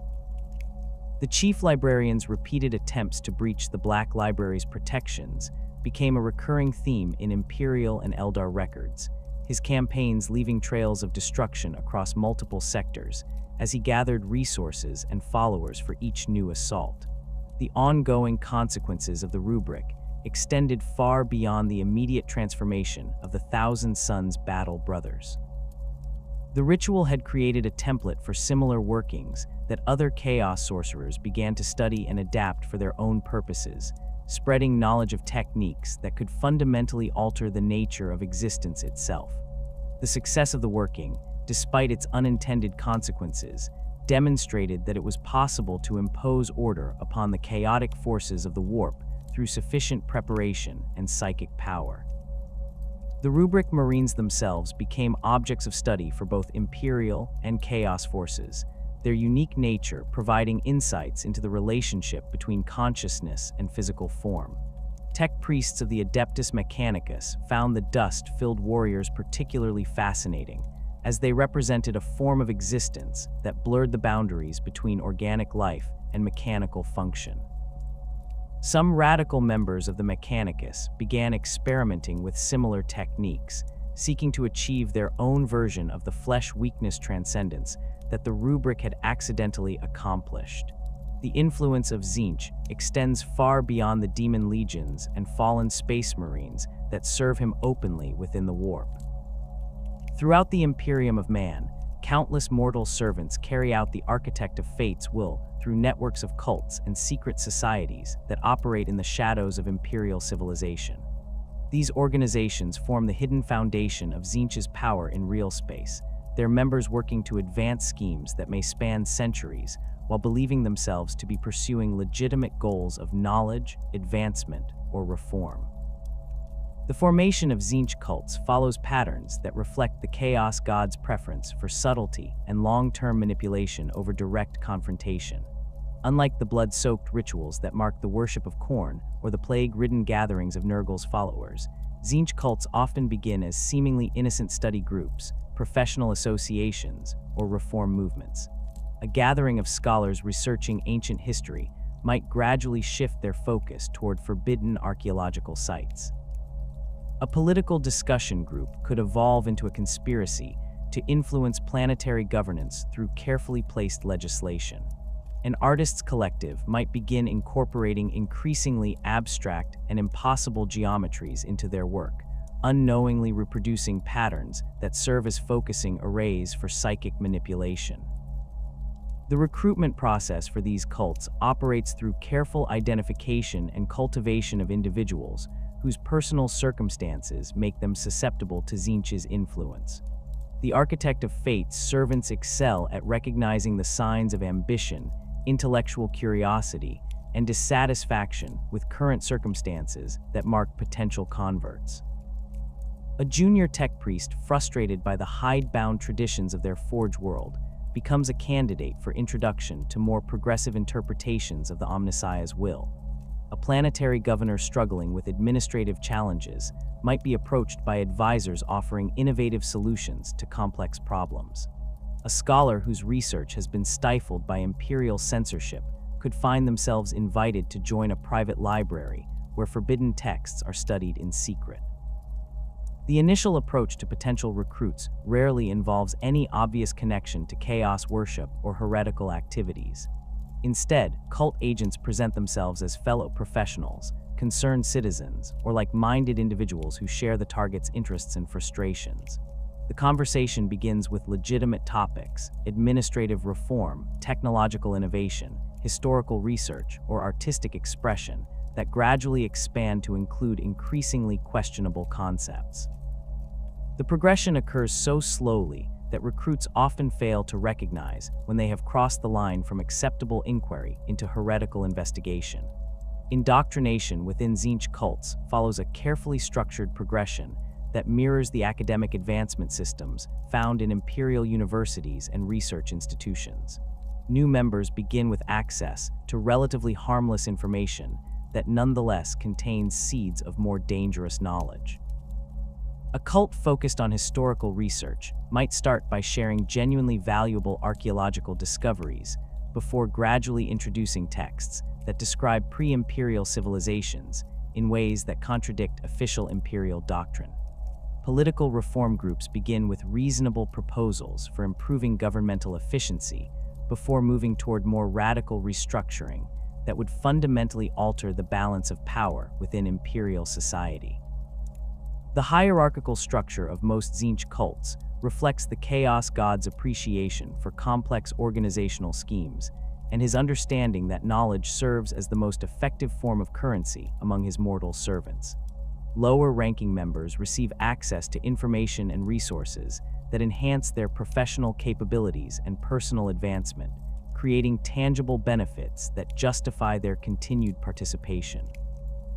Mid-level cultists gain insight into the connections between seemingly unrelated events, allowing them to anticipate and profit from political and economic changes before they become apparent to outside observers. Senior members receive knowledge that borders on the prophetic, their understanding of probability and causation enabling them to manipulate events with precision that appears almost supernatural to those who lack similar insight. The cult's inner circle typically consists of individuals who have undergone sufficient corruption to serve as direct conduits for Tzeentch's will, while retaining enough of their original personality and capabilities to function effectively within imperial society. These senior cultists often hold positions of significant authority within their chosen fields, their influence extending far beyond the cult's immediate membership. A senior tech priest might control the research priorities of an entire forge world, subtly directing technological development toward goals that serve Tzeentch's purposes. A high-ranking administrative official could influence policy decisions that affect entire sectors, their recommendations carrying weight that allows them to implement changes that would be impossible for lower-ranking individuals to achieve. The methods employed by Tzeentch cults to maintain secrecy and avoid detection by imperial authorities demonstrate the sophisticated understanding of human psychology and institutional behavior that characterizes the architect of fate's approach to corruption. Rather than operating as obviously heretical organizations, these groups maintain facades of legitimacy that allow them to function openly within imperial society. Professional associations provide cover for regular meetings and communication between members, while research projects offer justification for accessing restricted materials and conducting activities that might otherwise attract suspicion. The compartmentalization of knowledge within cult structures serves multiple purposes beyond simple security. By limiting each member's access to information about the organization's true scope and purpose, cult leaders can prevent the kind of comprehensive understanding that might lead to crisis of conscience or attempts to expose the group to imperial authorities. Lower-ranking members genuinely believe they are participating in legitimate activities, their ignorance of the cult's true nature serving as both protection and justification for their continued involvement. This structure also allows cults to survive the loss of individual members or even entire cells, as no single person possesses enough information to compromise the entire organization. Communication between cult cells and with higher authorities within Tzeentch's hierarchy relies on methods that exploit the Imperium's own communication systems while avoiding detection by monitoring agencies. Coded messages embedded within routine administrative reports can convey complex instructions across vast distances, their true meaning apparent only to recipients who possess the proper interpretive keys. Academic papers published in scholarly journals serve as vehicles for distributing information that appears to deal with theoretical concepts, but actually provides practical guidance for cult activities. Artistic works, architectural designs, and even musical compositions can carry encoded information that allows coordination of activities across multiple worlds and sectors. The role of mutation within Tzeentch cults presents both opportunities and challenges for the architect of fate's mortal servants. Unlike the demon legions that embrace physical transformation as a mark of their patron's favor, mortal cultists must balance the benefits of mutation against the need to maintain their positions within imperial society. The gifts of Tzeentch often manifest as enhanced cognitive abilities, improved pattern recognition, or expanded sensory perception that can significantly improve an individual's professional effectiveness. A scholar might develop the ability to perceive connections between disparate pieces of information with unprecedented clarity, while a politician could gain intuitive understanding of the motivations and likely actions of their colleagues and opponents. However, these beneficial mutations are often accompanied by more obvious physical changes that require careful concealment to avoid detection. Additional eyes might appear in locations that can be hidden by clothing or hair, while alterations to bone structure or skin texture must be disguised through cosmetics or prosthetics. Some cultists develop the ability to consciously control their mutations, shifting between normal and altered states as circumstances require. This capability allows them to access enhanced abilities when needed while maintaining their human appearance during routine interactions with imperial citizens. The psychological effects of mutation often prove more challenging to manage than the physical changes. Enhanced cognitive abilities can lead to frustration with the limitations of unmodified humans, creating a sense of superiority that threatens to expose the cultist's true nature through inappropriate behavior or comments. Expanded sensory perception might reveal disturbing truths about the nature of reality that require significant mental discipline to process without losing sanity. The constant awareness of their own transformation can create anxiety about discovery that affects decision-making and social interactions in ways that draw unwanted attention. Advanced cultists learn to embrace their mutations as signs of their patron's favor, while developing the skills necessary to function effectively within imperial society despite their altered nature.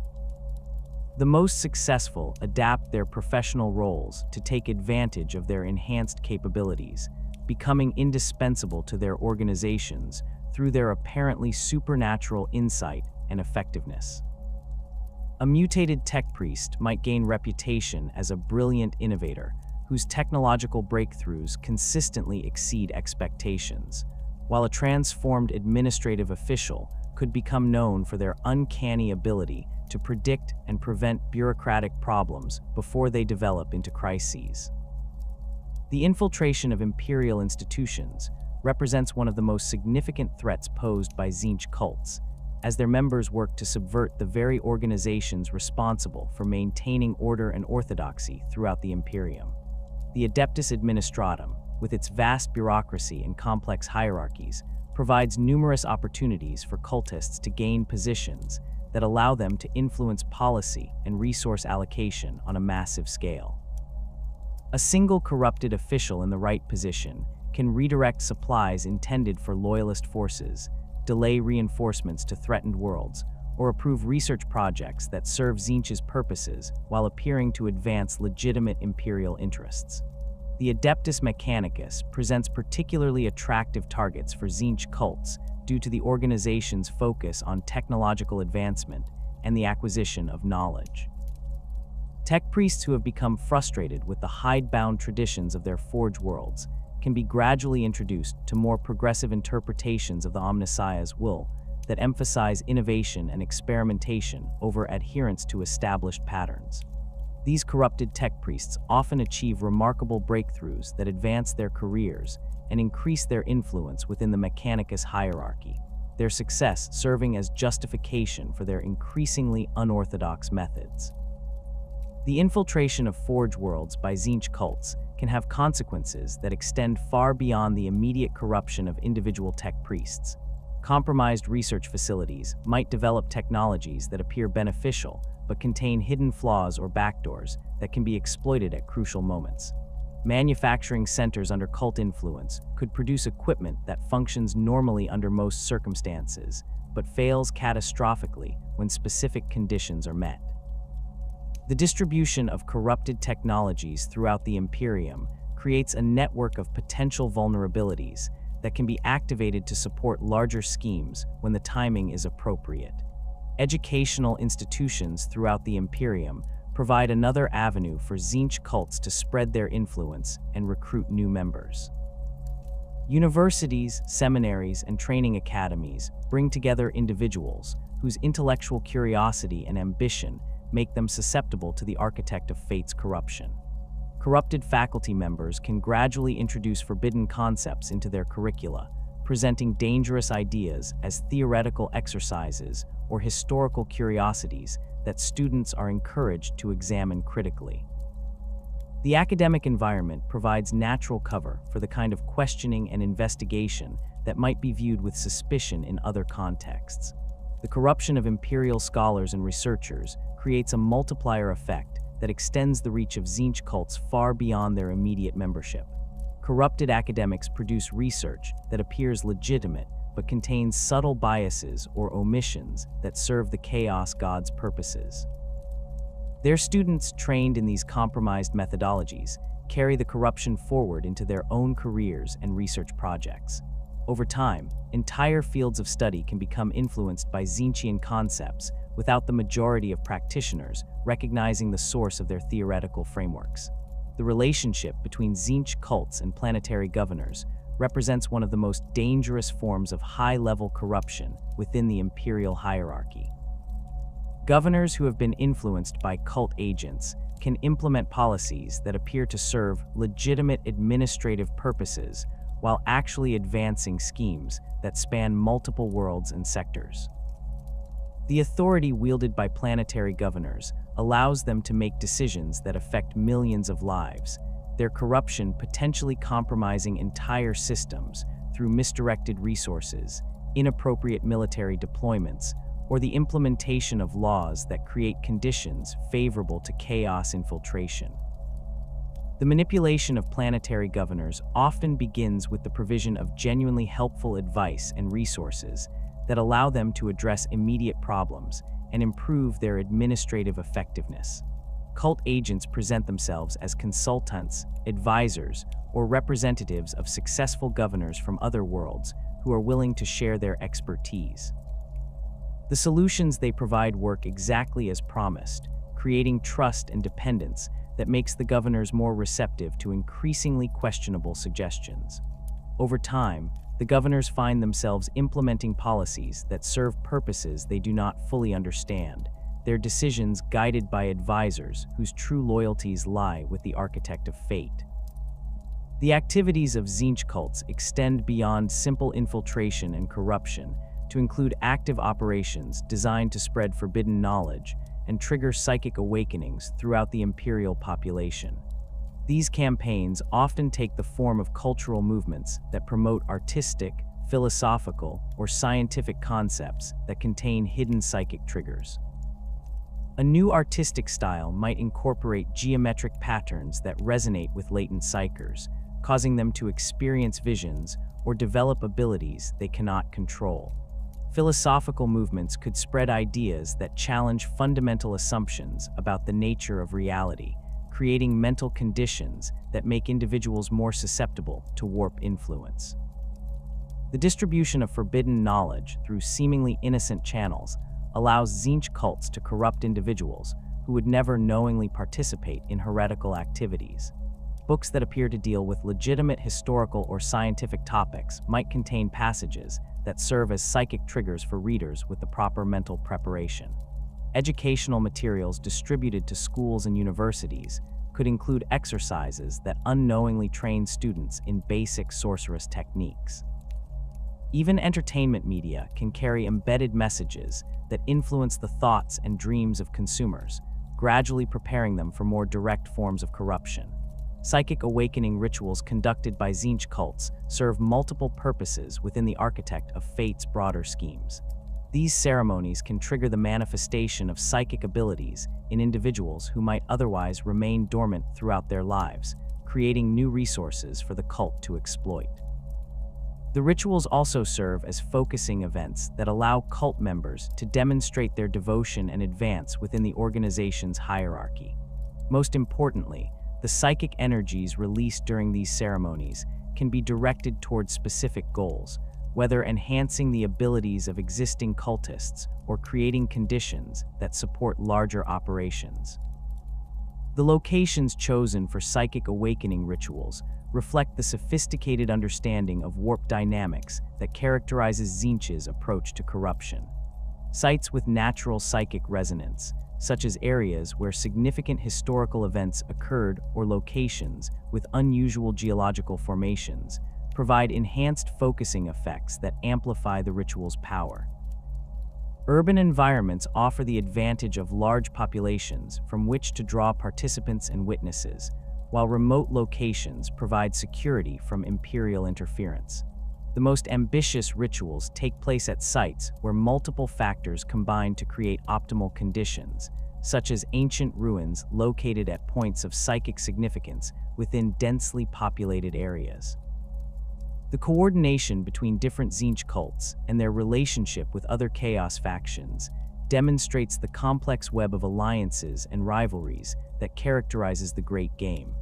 Cults dedicated to the architect of fate often find themselves working alongside or in competition with organizations serving other chaos gods, their interactions reflecting the broader conflicts between their patrons. A Tzeentch cult focused on technological innovation might cooperate with Slaanesh cultists who share their interest in pushing boundaries and exploring forbidden possibilities, while competing with Nurgle worshippers whose acceptance of decay and stagnation represents everything the architect of fate opposes. The manipulation of other chaos factions by Tzeentch cults reflects the architect of fate's preference for indirect action and complex schemes over direct confrontation. Rather than openly opposing cults dedicated to rival chaos gods, Tzeentchian agents often work to redirect their activities toward purposes that ultimately serve the architect of fate's goals. A Khorne cult's planned assault on an imperial facility might be delayed or redirected through carefully placed intelligence that suggests more valuable targets elsewhere. Slaanesh cultists pursuing increasingly exotic pleasures could find themselves guided toward experiences that require knowledge or resources controlled by Tzeentch's servants. The long-term consequences of Tzeentch cult activities extend far beyond their immediate objectives, creating ripple effects that influence events across multiple generations. A single corrupted decision by a planetary governor might set in motion a chain of events that leads to the fall of an entire sector decades later. The distribution of forbidden knowledge through educational systems can create populations that are more susceptible to chaos corruption, providing fertile ground for future cult recruitment. The technological innovations produced by compromised Forge worlds might contain flaws that only become apparent when activated by specific conditions, creating vulnerabilities that can be exploited centuries after their creation. The detection and elimination of Tzeentch cults presents unique challenges for Imperial authorities due to the sophisticated methods these organizations employ to maintain their cover and the often beneficial nature of their apparent activities. Inquisitors tasked with investigating suspected cult activity must distinguish between legitimate innovation and heretical corruption, a process complicated by the fact that many cult members genuinely believe they are serving the Imperial cause. The compartmentalized structure of these organizations means that eliminating known members may not significantly impact the cult's overall capabilities, while the destruction of one cell often triggers the activation of previously dormant backup networks. The psychological profiles of Tzeentch cultists differ significantly from those of other Chaos worshippers, their motivations often appearing rational and even admirable to outside observers. Unlike the obvious madness that characterizes followers of Khorne or Nurgle, Tzeentch cultists typically maintain their sanity and professional competence throughout their corruption, making them much more difficult to identify through behavioral analysis. Their corruption manifests as gradual shifts in priorities and methods rather than dramatic personality changes, allowing them to maintain their positions and relationships within Imperial society while working to advance their patrons' goals. The machinations of Tzeentch extend across the breadth of galactic history like an intricate web of cause and effect, each strand representing schemes that span millennia and influence events on scales that dwarf the comprehension of mortal minds. Unlike his brother Chaos gods who operate through direct intervention and overwhelming force, the Architect of Fate achieves his goals through manipulation so subtle that his victims often believe themselves to be acting according to their own free will and rational judgment. This approach requires patience measured in geological ages and an understanding of causality that encompasses not just immediate consequences, but the ripple effects that propagate through time and space to shape the destiny of entire civilizations. The Horus Heresy stands as perhaps the most significant example of Tzeentch's long-term strategic planning, a conflict that appeared to center on the rivalry between Horus and the Emperor, but actually served multiple layers of the Architect of Fate's grand design. The corruption of the War Master represented only the most visible aspect of a scheme that had been developing since the early days of the Great Crusade, its roots extending back to the very creation of the Primarchs and the Emperor's attempts to unite humanity under a single banner. Tzeentch had observed the Emperor's growing psychic power with interest, recognizing both the threat and opportunity represented by humanity's most potent psyker.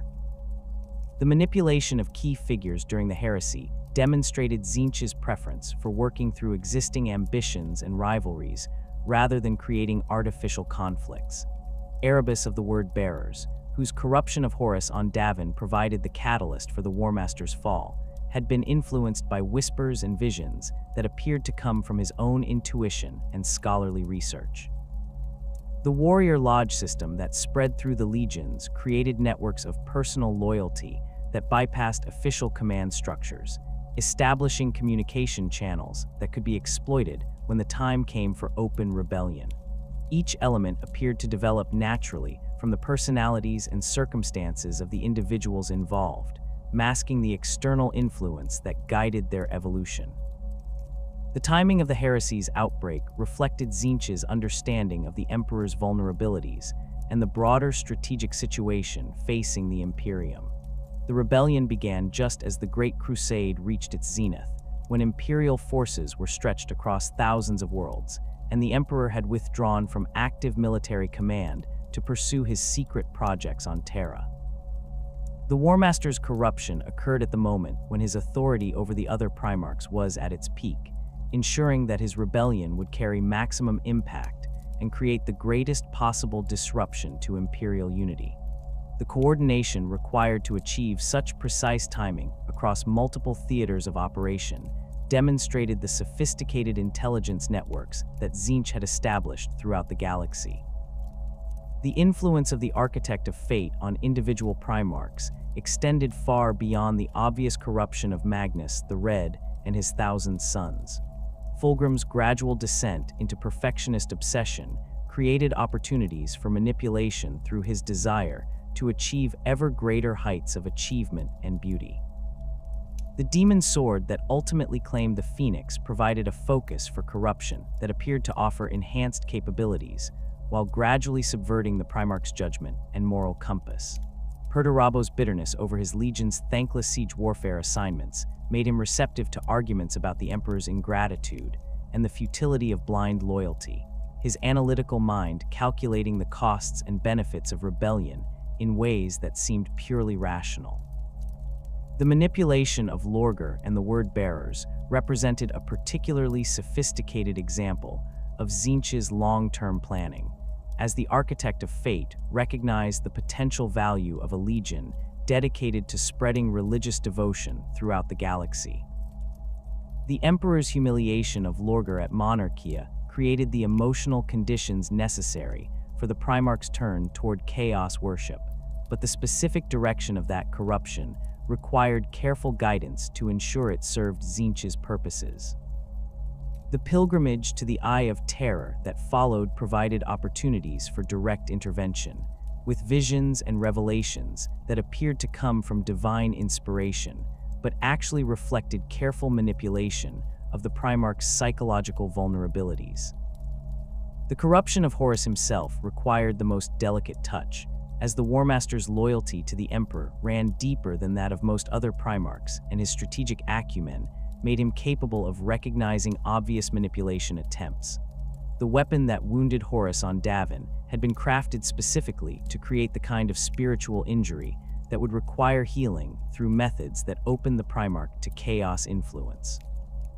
The visions experienced during his recovery presented him with carefully constructed scenarios that played upon his fears about the Emperor's intentions and his own role in the post-Crusade Imperium, each revelation building upon previous doubts to create a comprehensive case for rebellion that appeared to be based on objective analysis of available evidence.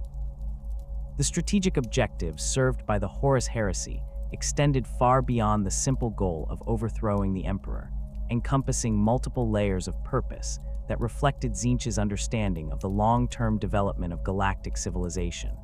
The Civil War served to shatter the unity of the Space Marine legions, creating the conditions that would eventually lead to their division into smaller chapters that could never again pose the same threat to Imperial stability.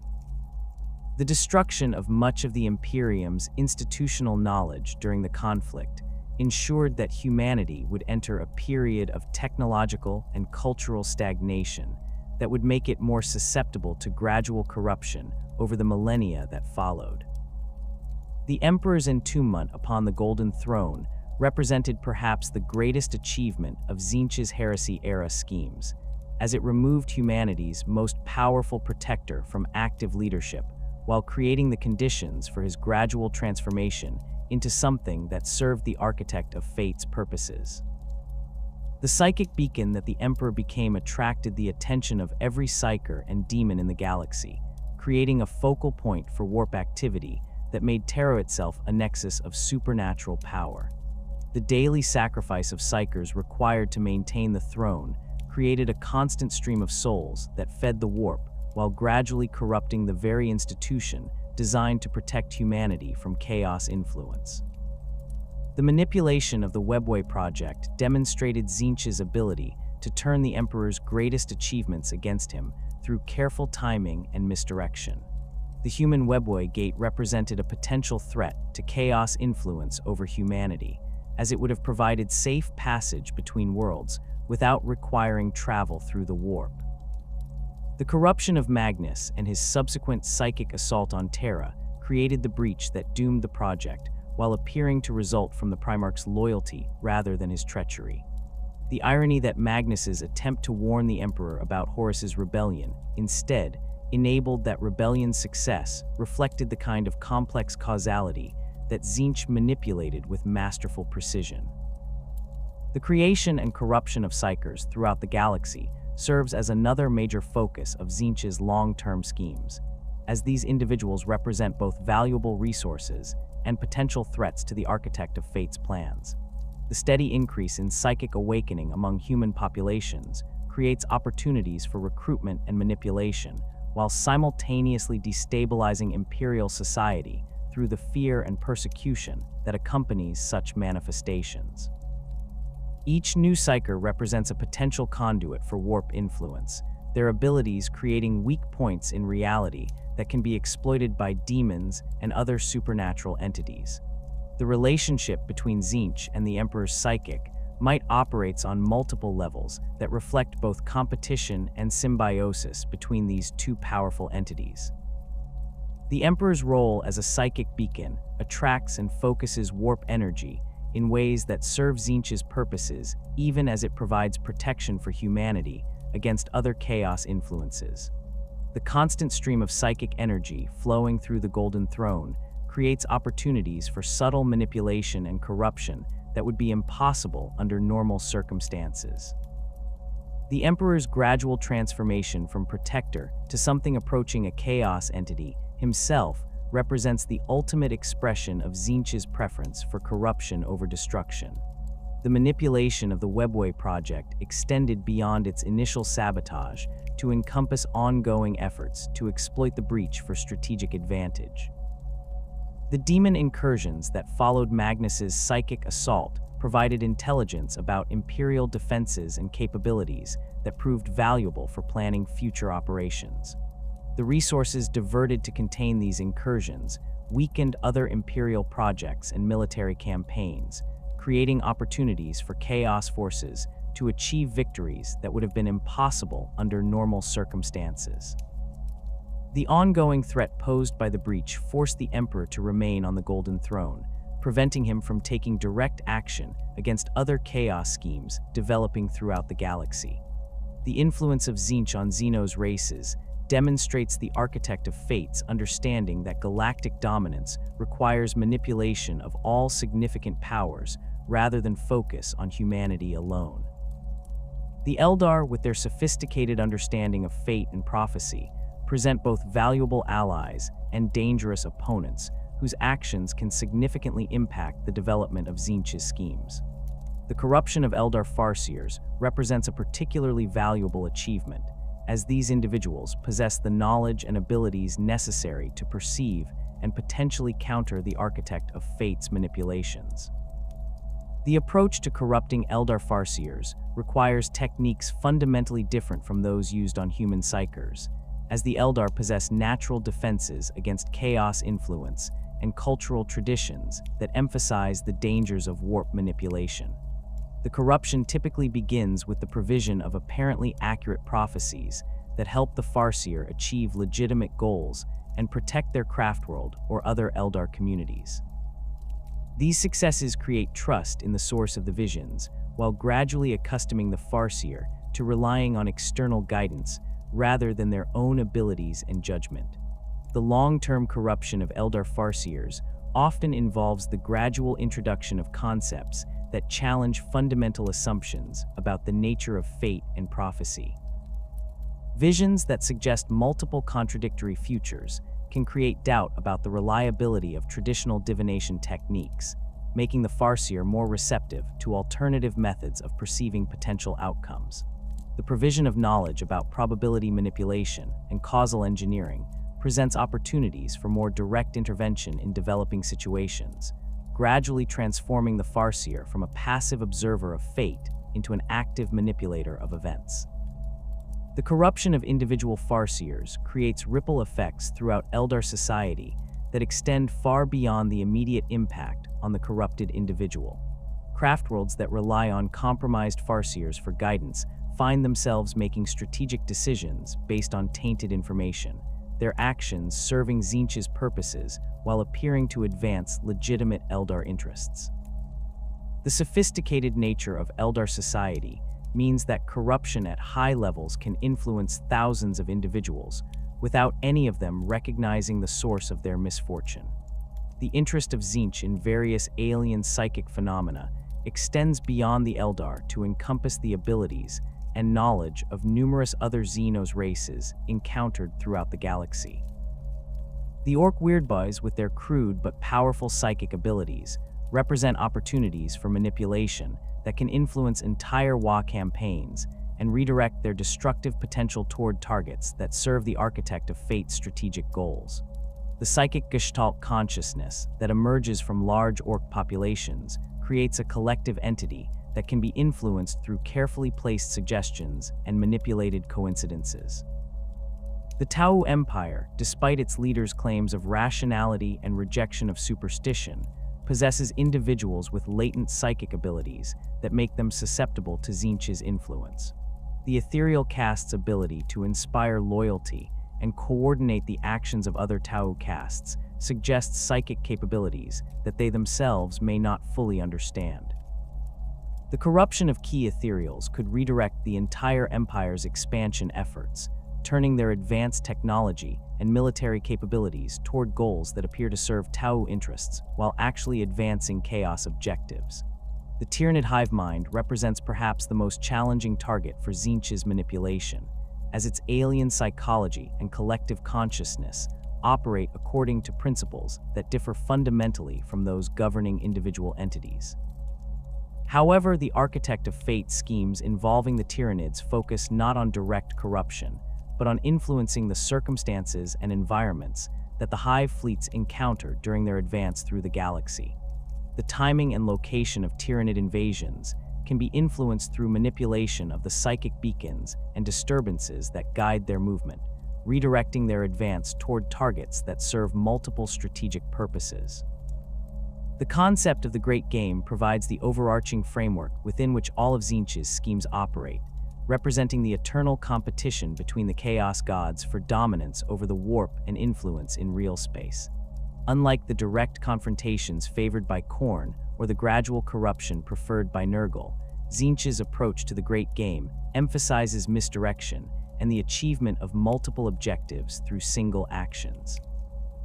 A scheme that appears to serve one purpose often conceals secondary and tertiary goals that become apparent only when viewed from a broader temporal perspective. The apparent defeats that Tzeentch occasionally suffers serve larger strategic purposes that reflect his understanding of the cyclical nature of conflict and change. The exile of Ahriman following the Rubric ritual appeared to represent a significant setback for the Thousand Sons and their patron, but the dispersion of the Legion's knowledge and capabilities across the galaxy created opportunities for influence that would have been impossible if they had remained unified under Magnus's direct control. The continued attempts to breach the Black Library serve not just as efforts to achieve specific objectives, but as ongoing tests of Eldar defenses and sources of intelligence about their capabilities and limitations. The manipulation of time itself represents one of Tzeentch's most sophisticated capabilities, allowing the Architect of Fate to coordinate events across multiple temporal frameworks and ensure that his schemes unfold with perfect timing, regardless of the apparent randomness of individual circumstances. The ability to perceive and influence probability cascades enables interventions that appear as remarkable coincidences, but actually represent carefully calculated adjustments to the flow of events. A single delayed message can prevent a crucial alliance from forming, while the timely arrival of reinforcements can turn a minor skirmish into a major victory that reshapes the strategic balance across an entire sector. The long-term nature of Tzeentch's schemes requires coordination mechanisms that can function across centuries or millennia without requiring constant direct supervision. The establishment of self-perpetuating cycles of corruption and manipulation ensures that schemes continue to develop even when the Architect of Fate's attention is focused elsewhere. Corrupted institutions develop their own momentum, their compromised decision-making processes naturally leading toward outcomes that serve Tzeentch's purposes. Educational systems that have been influenced by subtle curriculum changes continue to produce graduates whose thinking has been shaped by carefully introduced concepts, creating generations of individuals who are predisposed toward the kind of questioning and experimentation that opens doors to further corruption. The coordination between different aspects of Tzeentch's schemes often requires the sacrifice of immediate advantages in favor of long-term strategic positioning. A cult that could achieve significant short-term gains through aggressive expansion might instead be directed to maintain a low profile and focus on gradual infiltration of key institutions. Military forces that could win decisive victories through direct assault might be ordered to conduct harassment campaigns that appear less successful, but create the specific conditions needed for other operations to succeed. This willingness to accept apparent setbacks in service of larger goals distinguishes Tzeentch's approach from those of his brother Chaos gods and makes his schemes particularly difficult for opponents to counter effectively. The influence of Tzeentch on the development of human civilization extends beyond specific events and conflicts to encompass the gradual shaping of cultural and intellectual trends that affect entire populations. The promotion of certain philosophical concepts, scientific theories, and artistic movements creates mental frameworks that make individuals more susceptible to further corruption, while appearing to represent natural intellectual development. The introduction of mathematical concepts that describe impossible geometries or physical theories that challenge fundamental assumptions about the nature of reality creates cognitive dissonance that can be exploited to introduce more overtly heretical ideas. The manipulation of technological development represents another major focus of Tzeentch's long-term schemes, as the architect of fate recognizes that control over innovation and scientific progress provides leverage over the entire trajectory of civilization. The corruption of research institutions and individual scientists creates opportunities to direct technological development toward goals that serve chaos purposes while appearing to advance legitimate human interests. Technologies that appear beneficial in the short term might contain hidden flaws or capabilities that only become apparent when activated under specific conditions, creating vulnerabilities that can be exploited decades or centuries after their initial deployment. The forces arrayed against Tzeentch's machinations span the breadth of the galaxy, from the elite demon hunters of the Grey Knights to the ancient Eldar guardians of forbidden knowledge. These opponents represent humanity's most dedicated defenders against the corrupting influence of the Architect of Fate, their specialized training, equipment, and knowledge making them uniquely capable of recognizing and countering the subtle schemes that characterize Tzeentchian corruption. Unlike the enemies faced by other Chaos gods, those who oppose Tzeentch must possess not only martial prowess, but intellectual sophistication sufficient to unravel conspiracies that may span centuries and penetrate the highest levels of imperial society. The Grey Knights chapter stands as the Imperium's premier force for combating demonic incursions, their entire existence dedicated to warfare against the entities that serve the Ruinous Powers. Founded in secrecy during the closing days of the Horus Heresy, the chapter operates from the fortress monastery of Titan, hidden within the warp-shrouded moon that orbits Saturn. The Grey Knights' creation represented the Emperor's recognition that conventional space marines, despite their enhanced physiology and training, lacked the specialized capabilities necessary to face the growing threat of chaos corruption that would plague the Imperium in the millennia following the heresy. The recruitment and training of Grey Knights differs fundamentally from that of other Space Marine chapters, as every battle brother must possess not only the physical capabilities required for Astartes' transformation, but also the psychic potential necessary to wield the chapter's specialized weapons and techniques. The selection process identifies candidates whose minds demonstrate both the strength to resist chaos corruption and the flexibility to comprehend the alien logic that governs demonic entities. These individuals undergo conditioning that goes far beyond the standard hypno-indoctrination used by other chapters, their minds fortified through techniques that blend psychic training with deep philosophical instruction designed to create unshakable certainty in their purpose and methods. The chapter's approach to combating Tzeentchian demons reflects their understanding that the Architect of Fate's servants operate through deception and manipulation rather than brute force. Grey Knight squads tasked with hunting Lords of Change and their minions receive specialized training in recognizing illusions, detecting probability manipulation, and maintaining tactical cohesion in the face of psychic attacks designed to sow confusion and discord. Their battle cant includes specific phrases and mental exercises designed to anchor their consciousness in reality when confronted with the impossible geometries and paradoxical logic that characterize Tzeentchian manifestations. The equipment employed by Grey Knights reflects centuries of accumulated experience in fighting demonic entities, each piece of wargear crafted specifically to exploit the weaknesses of warp-spawned creatures. Their nemesis force weapons channel psychic energy through blessed silver and sanctified adamantium, creating blades that can wound entities that exist partially outside normal space-time.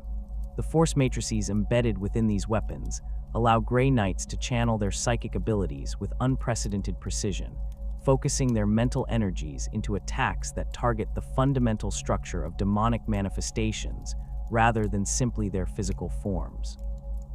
The Aegis armor worn by Grey Knights incorporates protective wards and psychic dampening fields that provide defense against the reality warping abilities employed by Tzeentchian demons.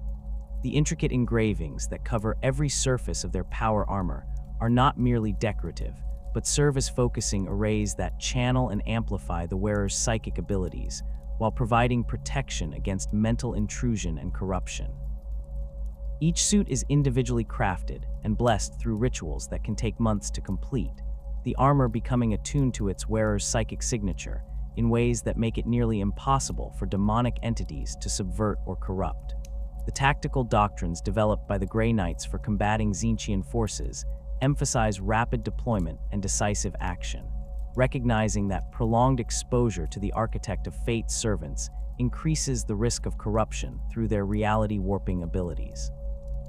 Strike forces are organized to minimize the time spent in combat with entities like Lords of Change, their assault patterns designed to overwhelm demonic defenses before the creatures can deploy their full range of psychic abilities. The chapter's librarians coordinate these attacks through psychic battle cant that allows real-time tactical adjustments while maintaining the mental barriers necessary to resist demonic influence. The Grey Knights' understanding of Tzeentchian psychology allows them to exploit the Architect of Fate's own nature against his servants. The compulsive need for complexity and scheming that characterizes Tzeentch's demons can be turned against them through tactics that appear to offer opportunities for elaborate manipulation, but actually lead the creatures into carefully prepared traps. Grey Knights' commanders learn to present their forces in ways that suggest vulnerability to psychic attack, while concealing their true capabilities until the moment of engagement, using the demons' overconfidence in their manipulative abilities to create tactical advantages. The chapter's approach to investigating Tzeentchian cults demonstrates their recognition that conventional interrogation and investigation techniques prove inadequate when dealing with corruption that operates through subtle influence and gradual indoctrination. Grey Knights Justicars receive training in psychological analysis that allows them to identify the signs of Tzeentchian corruption even when the subjects themselves remain unaware of their compromised state. The questioning techniques employed during these investigations are designed to reveal patterns of thought and decision-making that indicate external influence, using the subject's own responses to map the structure of the corruption that has affected them. The Ordo Malleus represents the branch of the Imperial Inquisition specifically tasked with combating demonic threats throughout the galaxy, their inquisitors possessing the authority and resources necessary to investigate and purge chaos corruption at its source. Unlike other Ordos that focus on specific categories of threat, the Ordo Malleus must contend with enemies whose very nature transcends normal understanding of reality and causation. The inquisitors of this Ordo undergo training that encompasses not only traditional investigative techniques, but also advanced studies in demonology, warp theory, and the psychological patterns that characterize different forms of chaos corruption.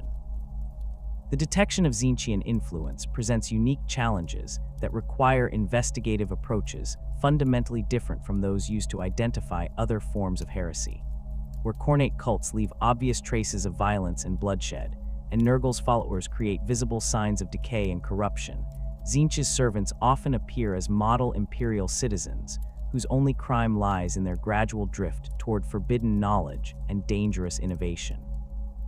Ordo Malleus Inquisitors learn to recognize the subtle patterns that indicate Tzeentchian corruption, the gradual shift in an organization's priorities, the introduction of seemingly beneficial innovations that contain hidden flaws, and the development of communication networks that bypass official channels while appearing to serve legitimate purposes. The investigation techniques employed by the Ordo Malleus when pursuing Tzeentchian cults emphasize patience and systematic analysis over direct confrontation, recognizing that premature action can alert the cult to official interest while failing to identify the full extent of their network. Inquisitors assigned to these cases often spend years building comprehensive maps of cult membership and activities, using surveillance techniques that range from conventional observation to psychic monitoring and the deployment of specially trained agents who can infiltrate suspect organizations without arousing suspicion. The resources available to Ordo Malleus Inquisitors reflect the Imperium's recognition that combating demonic threats requires capabilities that exceed those possessed by conventional military and law enforcement agencies. Inquisitors investigating Tzeentchian activities have access to specialized equipment designed to detect psychic manipulation, probability distortion, and the presence of warp-tainted materials or individuals. Auspex scanners modified with psychically sensitive components can identify locations where reality has been subtly altered by demonic influence, while cogitator systems equipped with pattern recognition algorithms can detect the complex relationships that characterize Tzeentchian conspiracy networks. The interrogation facilities maintained by the Ordo Malleus incorporate both physical and psychic containment systems designed to prevent captured cultists from communicating with their controllers or activating predetermined responses that might compromise the investigation. These installations include null chambers that suppress psychic activity, preventing telepathic communication or psychic suicide attempts, while specialized interrogation techniques are employed to extract information from subjects whose minds may have been conditioned to resist conventional questioning methods. The purging of Tzeentchian cults requires coordination between multiple imperial agencies, as the sophisticated nature of these organizations means that eliminating visible members may have little impact on their overall capabilities if deeper networks remain intact.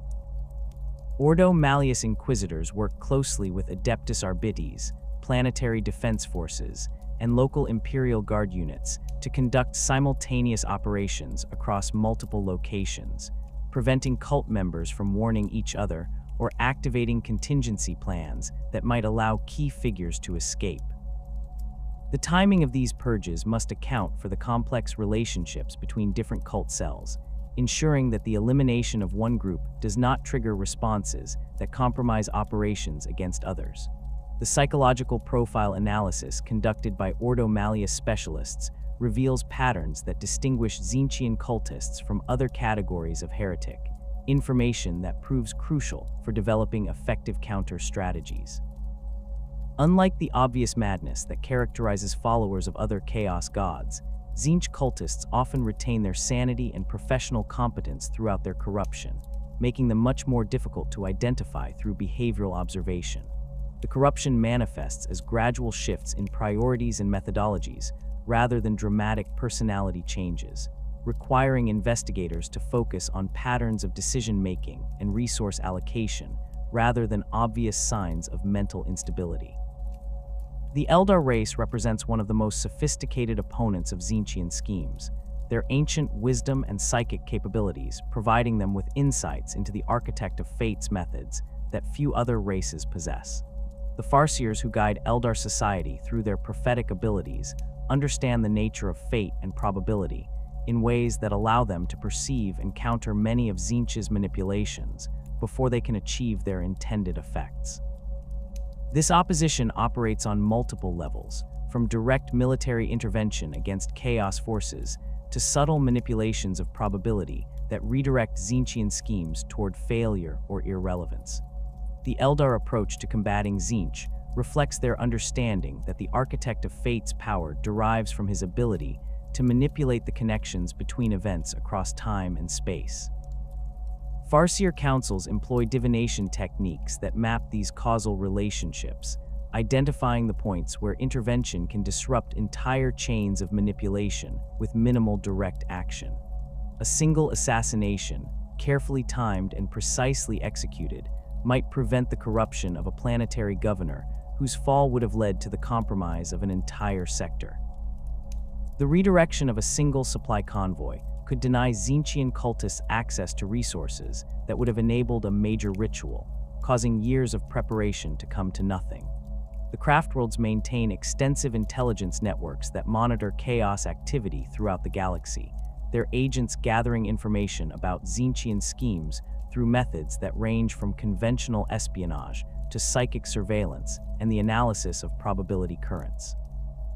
These networks provide early warning of developing threats while identifying opportunities for intervention that can achieve maximum impact with minimum risk to Eldar forces. The information gathered through these efforts is analyzed by specialist seers, whose training focuses specifically on understanding Tzeentchian patterns of operation and the psychological profiles of his mortal servants. The military forces deployed by the Eldar against Tzeentchian threats reflect their preference for precision and mobility over brute force, recognizing that the Architect of Fate's servants are most vulnerable when denied the time necessary to implement their complex schemes. Aspect warriors trained in the path of the swooping hawk excel at rapid deployment operations that can strike at cult gatherings and ritual sites before the participants can complete their ceremonies. The hit-and-run tactics employed by these forces are designed to create maximum disruption while avoiding prolonged engagement that might allow Tzeentchian demons to deploy their reality-warping abilities effectively. The protection of the Black Library represents one of the Eldar's most crucial responsibilities in their ongoing war against chaos, as this repository contains knowledge that could prove catastrophically dangerous if it fell into the wrong hands. The library exists within the webway, protected by defenses that combine physical barriers with psychic wards and probability manipulations that make it nearly impossible for unauthorized individuals to locate or access. The Harlequins who serve as the library's primary guardians possess unique capabilities that make them ideally suited for this role. Their mastery of illusion and misdirection, allowing them to confuse and redirect potential intruders, while their deep understanding of chaos psychology enables them to anticipate and counter various infiltration attempts. The defenses surrounding the Black Library operate on multiple levels that reflect the sophisticated understanding of warp dynamics possessed by their Eldar creators. Physical barriers constructed from psychically active materials can shift their configuration in response to different types of threat, while automated defense systems employ weapons that target not just the intruder's body, but their psychic essence and connection to the warp. The most sophisticated defenses operate through manipulation of probability and causation, creating zones where the normal relationships between cause and effect become unreliable, making it nearly impossible for intruders to plan or execute coherent strategies. The knowledge contained within the Black Library includes detailed information about the nature and capabilities of all four Chaos Gods, but the sections dealing with Tzeentch receive particular attention from the library's guardians due to the Architect of Fate's repeated attempts to gain access to this information.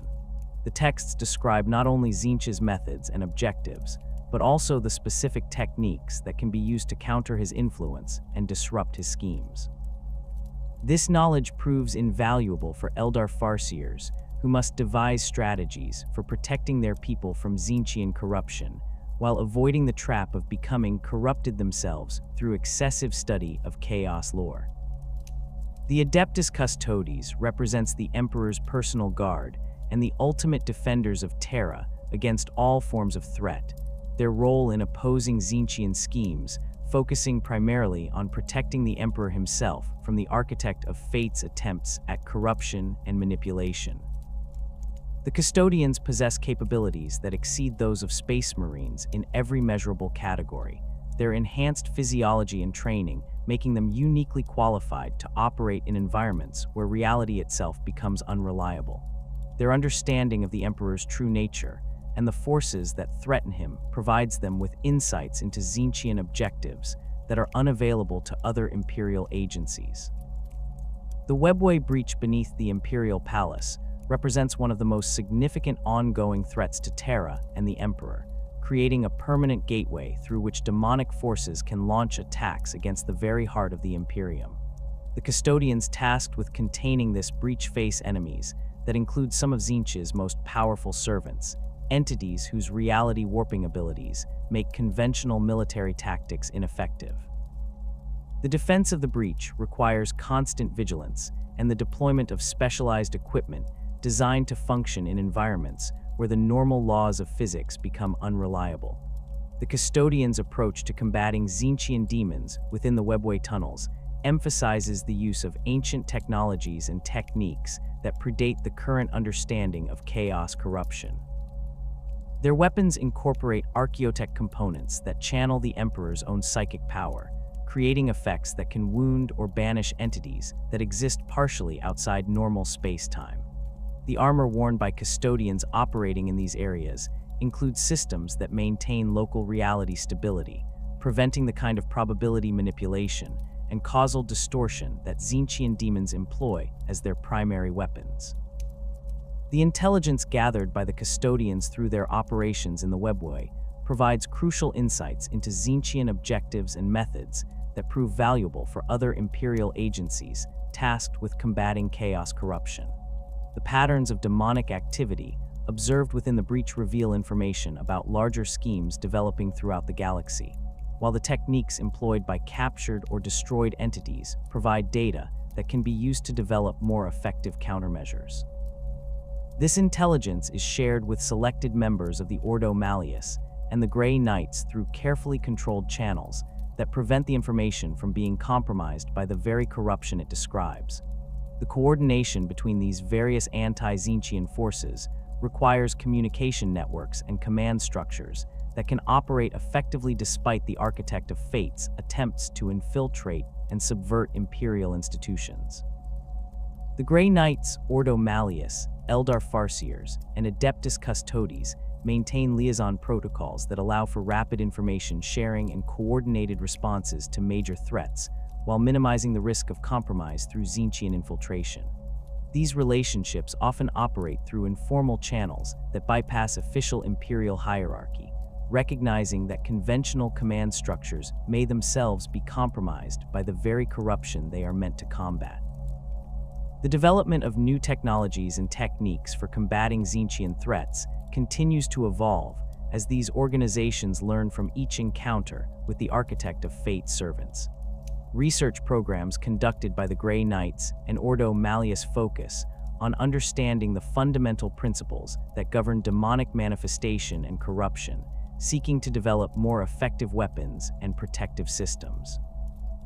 The Eldar contribute their ancient knowledge of warp dynamics and probability manipulation, while the Custodians provide access to archaeotech systems, whose capabilities often exceed those of more modern Imperial technology. The psychological warfare aspects of combating Tzeentch require specialized training that goes beyond conventional military preparation, as the Architect of Fate's servants employ corruption techniques that target the mind and soul rather than just the body. Personnel assigned to anti-Tzeentchian operations receive conditioning designed to strengthen their mental defenses against psychic manipulation, while providing them with the intellectual tools necessary to recognize and resist subtle forms of corruption. This training includes exposure to controlled examples of Tzeentchian influence under carefully monitored conditions, allowing individuals to develop immunity to certain forms of manipulation through gradual exposure and guided analysis. The psychic disciplines wielded by Tzeentch's mortal servants represent the most sophisticated and dangerous applications of warp manipulation known to exist within the galaxy. Unlike the crude psychic abilities manifested by untrained psychers or the ritualistic practices of other chaos cults, the discipline of Tzeentch encompasses a comprehensive system of mental techniques that allow practitioners to reshape reality according to their will. These powers extend far beyond simple telekinesis or telepathy, encompassing abilities that manipulate the fundamental forces governing time, space, probability, and causation itself. The foundation of Tzeentchian sorcery lies in the understanding that reality exists as a malleable construct that can be altered through the proper application of will and knowledge. Practitioners learn to perceive the underlying mathematical relationships that govern physical phenomena, recognizing that these patterns can be modified through psychic intervention to produce effects that appear to violate natural law. A sorcerer who has mastered the basic principles can transmute lead into gold not through alchemical processes, but by adjusting the atomic structure of matter through direct manipulation of probability fields that determine particle behavior. Precognition represents one of the most valued abilities within the Tzeentchian arsenal, allowing practitioners to perceive potential futures with varying degrees of accuracy and detail. The technique requires the sorcerer to project their consciousness forward through time while maintaining sufficient connection to the present to avoid becoming lost in temporal paradoxes. Novice practitioners typically achieve glimpses of events minutes or hours in the future, while masters of the discipline can perceive probability cascades that extend across decades or centuries. The visions received through precognitive techniques appear as overlapping images that represent different potential outcomes, requiring significant skill to interpret correctly and distinguish between likely futures and mere possibilities. The application of precognitive abilities in tactical situations provides enormous advantages to Tzeentchian forces, as commanders who can anticipate enemy movements and decisions can position their troops to exploit weaknesses before those weaknesses become apparent through conventional observation. A sorcerer leading a warband might perceive that an Imperial Guard regiment will attempt a flanking maneuver 3 hours before the enemy commander issues the relevant orders, allowing the Chaos forces to prepare countermeasures or redirect the attack toward more vulnerable targets. The accuracy of these predictions depends on the sorcerer's skill level and the complexity of the situation being observed, with simple tactical scenarios proving easier to predict than complex political or strategic developments. Transmutation abilities allow Tzeentchian sorcerers to alter the fundamental properties of matter and energy through direct psychic manipulation, bypassing the normal physical and chemical processes that govern such changes. The technique operates by identifying the quantum probability fields that determine the behavior of subatomic particles and adjusting these fields to produce desired outcomes. A skilled practitioner can transform solid rock into flowing water, convert breathable atmosphere into toxic gas, or change the molecular structure of metal to make it brittle and easily shattered.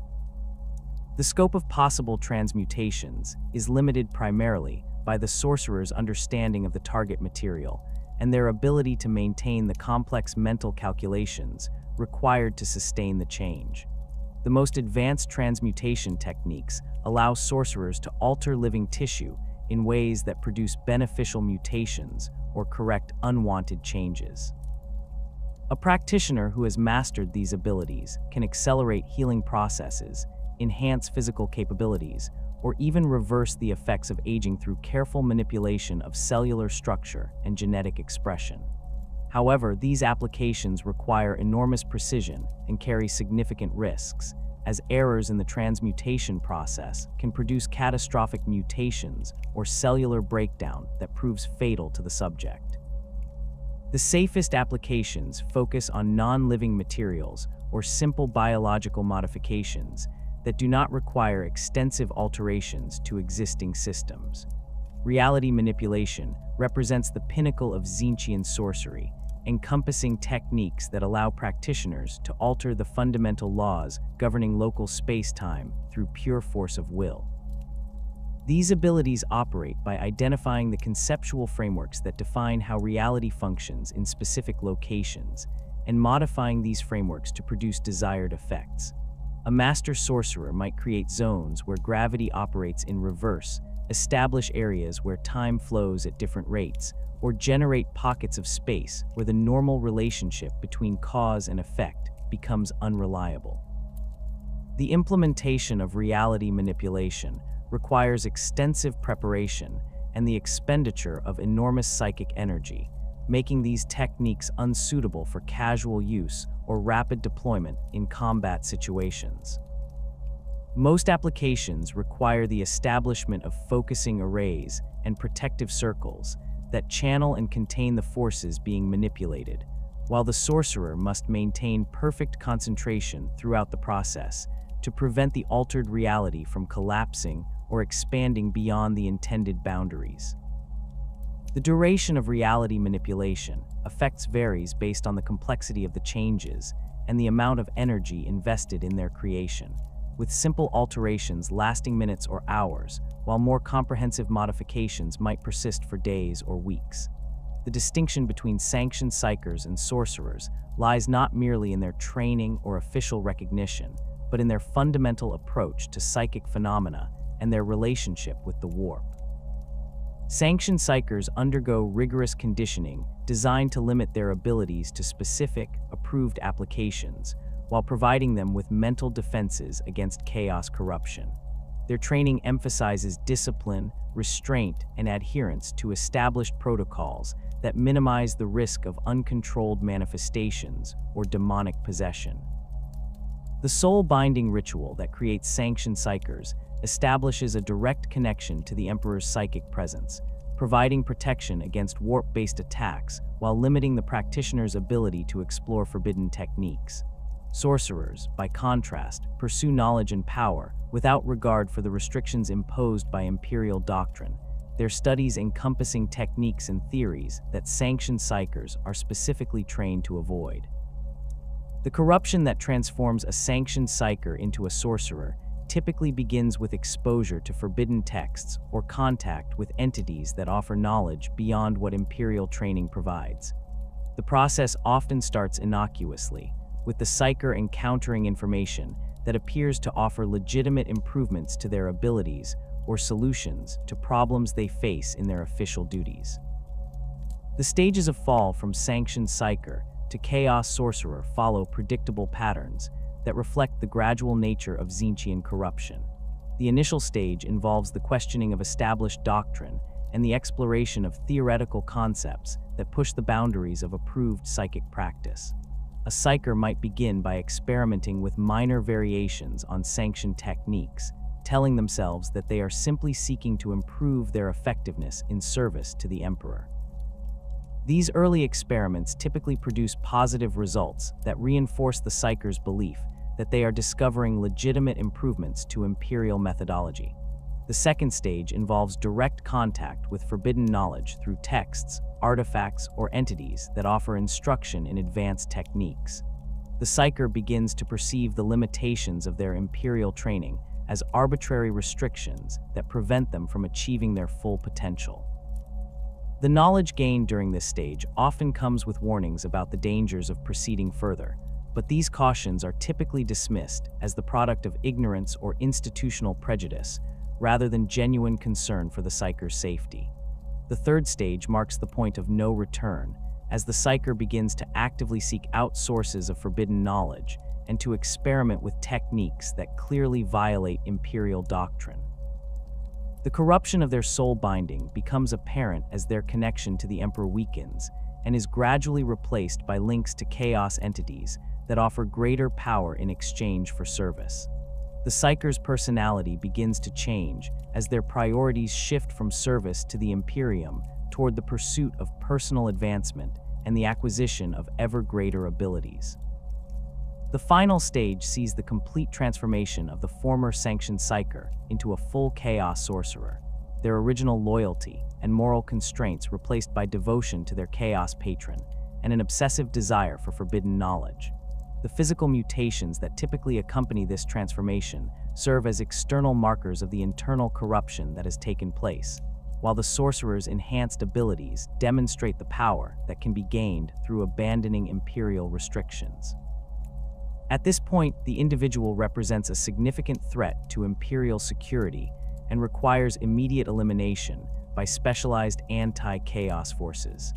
Demonic possession represents one of the most dangerous applications of Tzeentchian sorcery, as it allows mortal practitioners to temporarily or permanently house demonic entities within their physical forms.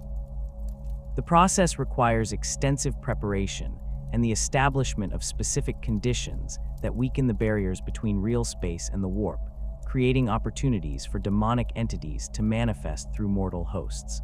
Unlike the crude possession techniques employed by followers of other chaos gods, Tzeentchian possession rituals emphasize control and mutual benefit rather than simple domination of the host by the demon.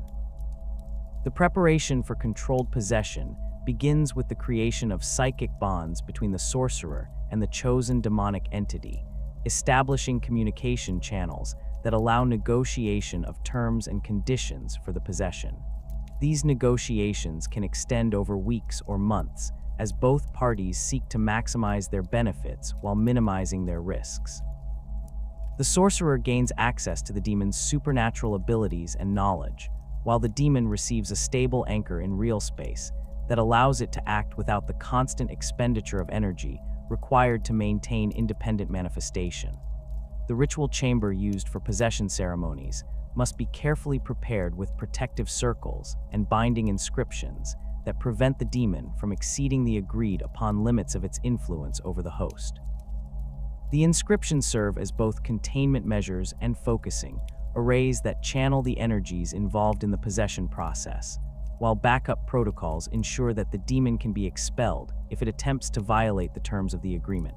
The physical preparation of the host involves fasting, meditation, and the consumption of substances that thin the barriers between their consciousness and the warp, making their body more receptive to demonic inhabitation. The possession process itself requires the sorcerer to voluntarily lower their psychic defenses while maintaining sufficient willpower to resist complete domination by the demon. The entity enters through established psychic channels, its presence initially manifesting as enhanced sensory perception and improved cognitive abilities. As the possession deepens, the host gains access to the demon's memories and knowledge, while their physical form may undergo temporary mutations that reflect the entity's nature. The most successful possessions achieve a state of symbiosis where both personalities remain distinct but cooperative, each contributing their unique capabilities to their shared goals. Summoning rituals allow Tzeentchian sorcerers to call forth demonic entities from the warp and bind them to service in real space, creating temporary allies whose supernatural abilities can be directed toward specific objectives. These ceremonies require extensive knowledge of demonic psychology and the specific names, symbols, and offerings that appeal to different categories of entity. The preparation phase involves the creation of summoning circles inscribed with mathematical formulae that describe the relationship between the summoner and the entity being called, while protective barriers prevent the demon from attacking the sorcerer or exceeding the bounds of its summoned manifestation. The complexity of summoning rituals varies dramatically based on the power level of the intended target, with lesser demons like pink horrors requiring relatively simple ceremonies, while greater demons such as Lords of Change demand elaborate preparations that may take months to complete properly. The ritual components include rare materials that serve as focusing elements for the summoning energies, offerings that demonstrate the summoner's respect for the entity being called, and binding materials that create physical anchors for the demon's presence in real space.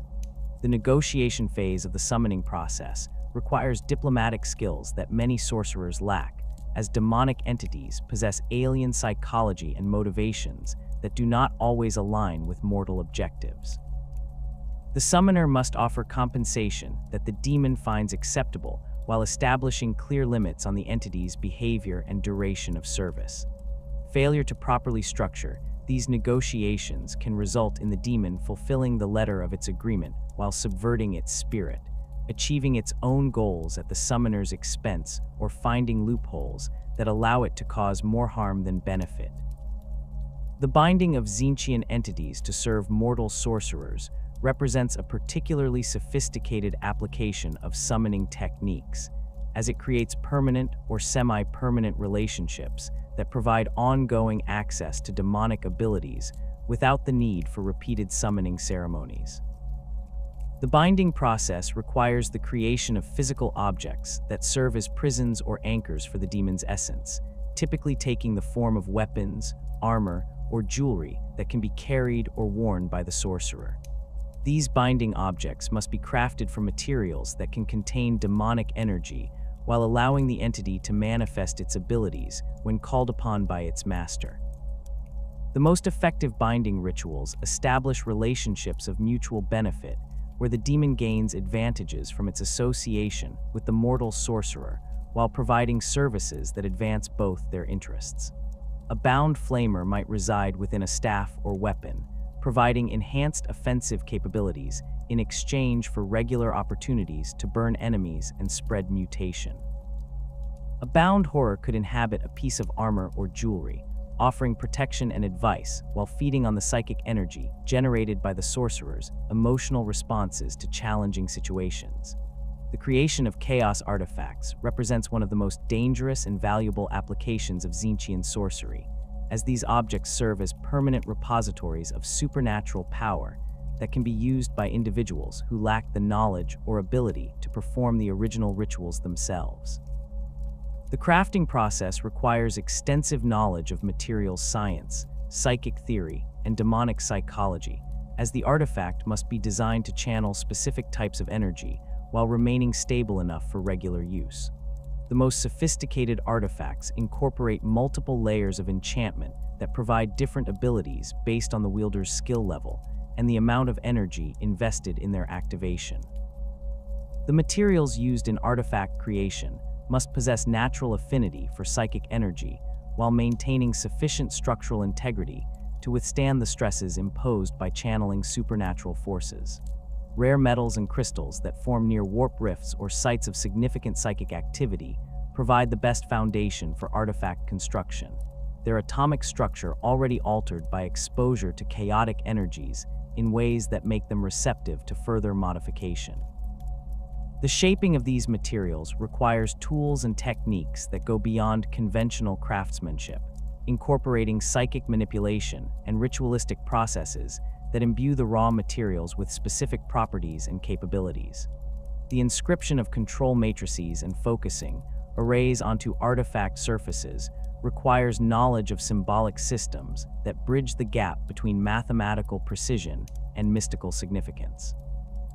These inscriptions serve multiple functions simultaneously, providing channels for energy flow, establishing limits on the artifact's capabilities, and creating interfaces that allow users to access different aspects of the object's power. The complexity of these inscriptions often exceeds the comprehension of the artifact's eventual users, requiring them to rely on intuitive understanding and trial and error experimentation to discover the full range of abilities available to them. Tomes of Forbidden Knowledge represent a specialized category of chaos artifact that focuses on the preservation and transmission of dangerous information rather than the direct application of supernatural power. These books serve as repositories for sorcerous techniques, demonic lore, and theoretical frameworks that would be too dangerous to store in conventional formats. The creation of such tomes requires the binding of psychic energy into the very substance of the pages and binding, creating books that can actively resist destruction, while ensuring that their contents remain accessible only to readers who possess the proper mental preparation and protective measures. The most dangerous forbidden tomes incorporate active defenses that protect them from unauthorized access while punishing those who attempt to read them without proper preparation.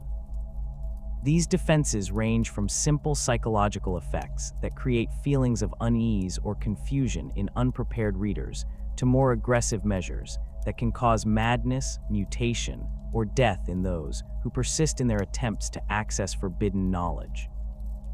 The books themselves may shift their contents based on the reader's level of corruption and understanding, presenting different information to different individuals while concealing their most dangerous secrets from those who lack the wisdom to use them safely.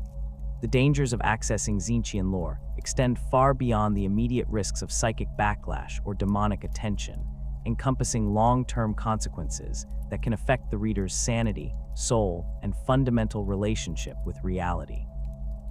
The knowledge contained within these sources often challenges basic assumptions about the nature of existence, presenting concepts that mortal minds struggle to comprehend without undergoing fundamental changes in their cognitive structure. Readers who successfully absorb this information find their perception of reality permanently altered, their understanding of causation and possibility expanded in ways that make it difficult to function within normal society. The progressive nature of Tzeentchian corruption means that exposure to forbidden knowledge creates an escalating cycle of curiosity and risk-taking that becomes increasingly difficult to resist. Each revelation raises new questions that can only be answered through access to even more dangerous sources, while the enhanced understanding gained through previous study makes the reader more capable of surviving exposure to increasingly hazardous materials. This progression often leads to the development of personal libraries and research collections that represent significant threats to imperial security, as corrupted scholars accumulate resources that could prove catastrophic if they fell into the wrong hands. The protection of individuals who must access Tzeentchian lore for legitimate purposes requires specialized techniques and equipment designed to minimize the risks of corruption, while allowing sufficient exposure to accomplish necessary research objectives. Inquisitors and Grey Knights who study chaos materials employ mental conditioning techniques that create barriers between their core personality and the information they encounter, allowing them to process dangerous knowledge without allowing it to fundamentally alter their worldview or moral framework. Physical protections include psychic dampening fields that reduce the intensity of supernatural effects emanating from forbidden texts, while chemical treatments can alter brain chemistry in ways that provide temporary resistance to certain forms of mental corruption. The development of safe research protocols for studying Tzeentchian materials represents an ongoing challenge for imperial authorities, as the very nature of this knowledge makes it resistant to conventional containment measures. Research facilities must incorporate multiple layers of protection that address both the immediate dangers posed by individual artifacts and the cumulative risks created by housing large collections of forbidden materials in close proximity. The personnel assigned to these facilities require specialized training that goes beyond conventional security clearances, encompassing psychological conditioning, psychic defense techniques, and emergency protocols for dealing with containment failures or corruption incidents.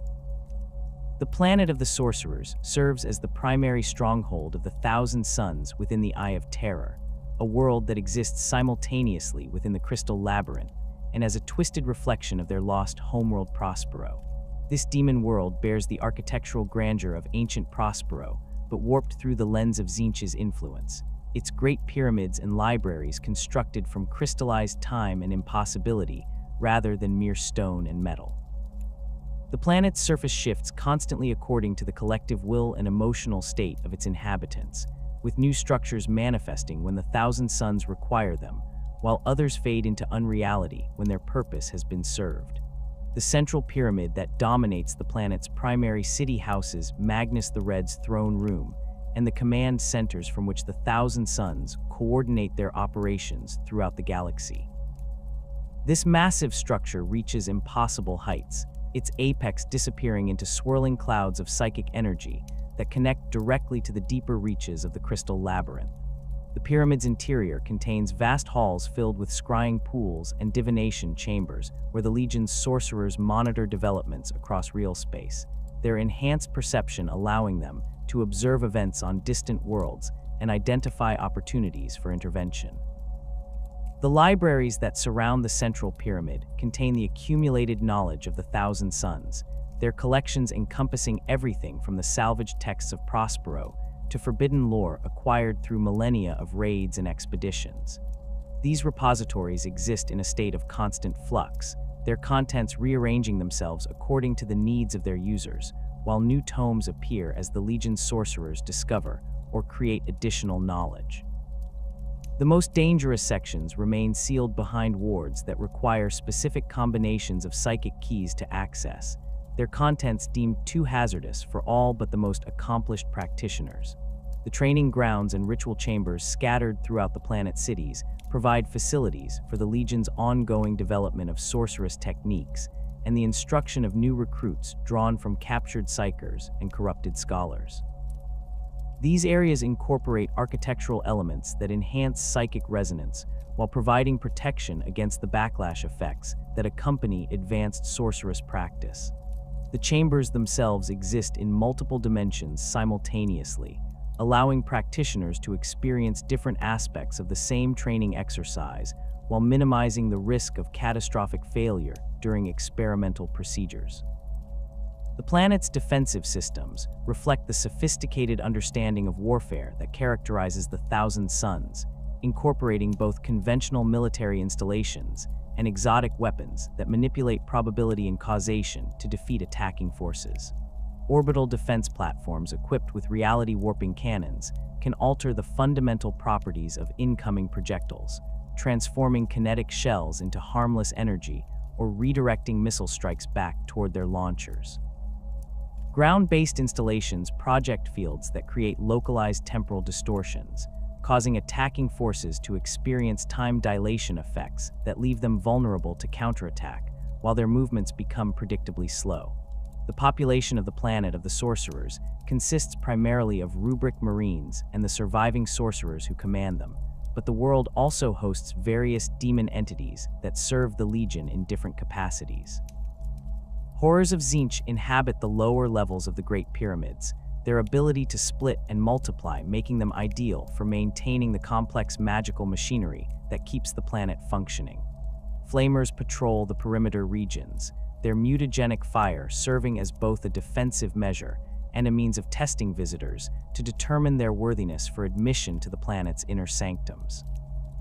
The notable campaigns launched from the planet of the sorcerers demonstrate the Legion's evolution from a traditional space marine force into something far more dangerous and unpredictable.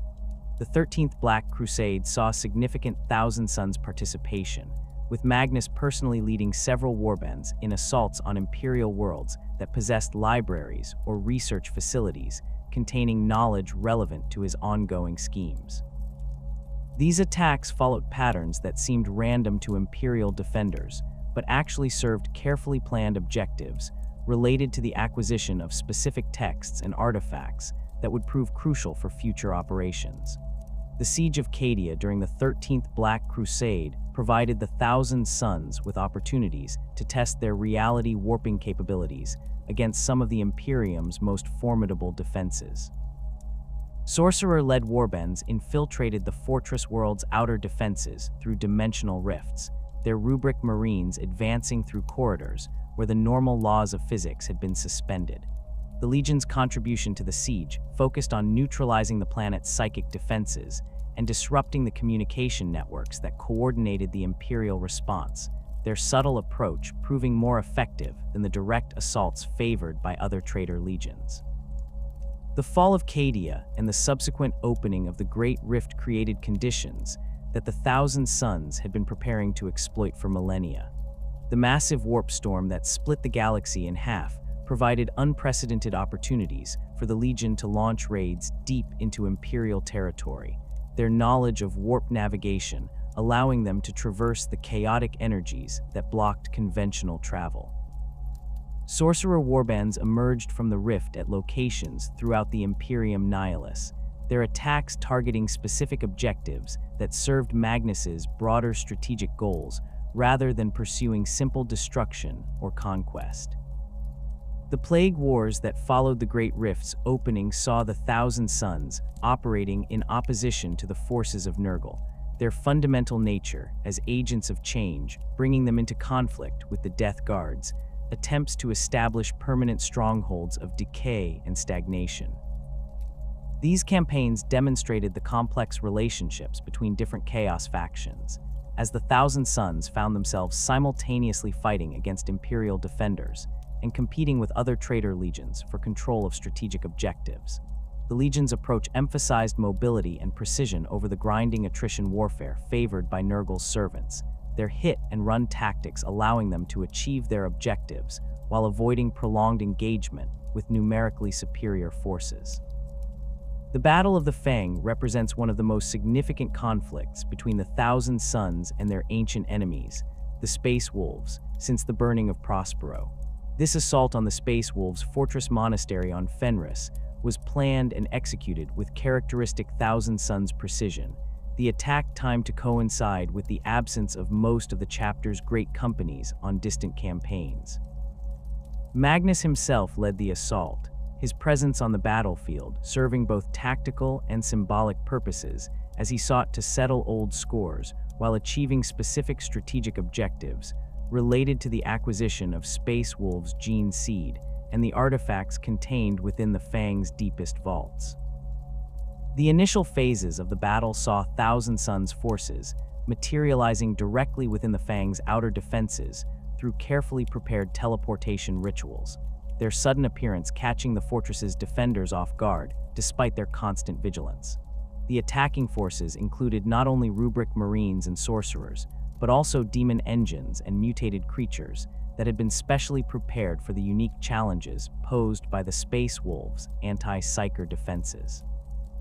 The Legion's battle plan accounted for the fortress's sophisticated ward systems and the presence of rune priests whose abilities could disrupt conventional sorceress attacks.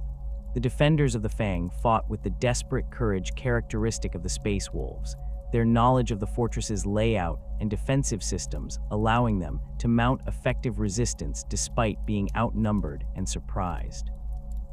The battle raged through corridors and chambers that had remained unchanged since the fortress's construction, with both sides suffering heavy casualties as the conflict escalated from surgical strike to full-scale siege warfare. The Space Wolves' use of their own psykers and the fortress's ancient defensive systems created challenges that forced the Thousand Sons to adapt their tactics repeatedly throughout the engagement. Magnus's personal involvement in the battle demonstrated the enhanced capabilities he had gained through his transformation into a demon Primarch, his reality-warping abilities allowing him to tear through the Fang's defenses while engaging multiple opponents simultaneously. The Primarch's confrontation with the Great Wolf Herc Ironhelm became the focal point of the entire battle, their duel serving as both a test of personal combat skills and a struggle between opposing philosophies regarding the proper use of psychic power. The outcome of this confrontation would determine not only the fate of the Fang, but the broader strategic balance between the two legions. The resolution of the Battle of the Fang saw the Thousand Sons achieving their primary objectives, while suffering losses that would have been catastrophic for a conventional military force. The Legion's ability to replace destroyed rubric marines through sorceress means meant that their casualties were less significant than they appeared, while the knowledge and artifacts acquired during the assault provided resources that would prove valuable for future operations. The psychological impact of the attack on the Space Wolves exceeded its immediate tactical significance, demonstrating that even their most secure strongholds remained vulnerable to sufficiently sophisticated assault. The ongoing vendetta between the Thousand Sons and Space Wolves continues to manifest in conflicts throughout the galaxy, with both sides seeking opportunities to strike at their ancient enemies whenever circumstances permit. These engagements range from small-scale skirmishes between individual squads to major campaigns involving entire great companies and Thousand Sons warbands. The nature of this conflict has evolved over the millennia, with both sides developing specialized tactics and equipment designed specifically for fighting their traditional opponents. The Thousand Sons' approach to their war with the Space Wolves emphasizes the exploitation of their enemies' psychological vulnerabilities and tactical limitations, using their superior knowledge of warp phenomena to create situations where the Space Wolves' straightforward approach proves inadequate. Sorcerer commanders study the behavioral patterns and decision-making processes of individual Space Wolves leaders, developing strategies that manipulate their opponents into making predictable responses that can be countered with devastating effectiveness. The Legion's intelligence networks monitor Space Wolves' movements throughout the galaxy, identifying opportunities for ambush and assassination that serve both tactical and strategic purposes. The Space Wolves' response to Thousand Suns' activities demonstrates their evolution from the simple warriors they once were into a more sophisticated fighting force, capable of adapting to the unique challenges posed by their sorcerous enemies. The chapter's rune priests have developed new techniques for detecting and countering Tzeentchian sorcery, while their tactical doctrines now include specific protocols for dealing with reality warping abilities and demon manifestations. The recruitment and training of new battle brothers emphasizes mental resilience and the ability to function effectively in environments where conventional logic and causation become unreliable. The Thousand Suns' involvement in the 13th Black Crusade extended beyond their participation in major battles to include numerous smaller operations that served Abaddon's strategic objectives while advancing their own agenda. Sorcerer warbands infiltrated Imperial worlds throughout the Cadian Gate region, their missions ranging from intelligence gathering and sabotage to the acquisition of specific artifacts and the corruption of key personnel. These operations demonstrated the Legion's evolution into a force that could operate effectively across multiple theaters simultaneously, their enhanced mobility and communication capabilities allowing them to coordinate complex multi-world campaigns. The Legion's contribution to the assault on the Blackstone Fortress of Cadia involved the deployment of their most advanced reality warping technologies, with Magnus personally leading rituals designed to destabilize the fortress's ancient defense systems. The Thousand Suns' understanding of archaeotech and their ability to manipulate probability allowed them to identify and exploit weaknesses in the fortress's structure that had remained hidden for millennia. The success of these operations played a crucial role in the eventual destruction of Cadia, though the full extent of the Legion's involvement remained hidden from most other participants in the Crusade.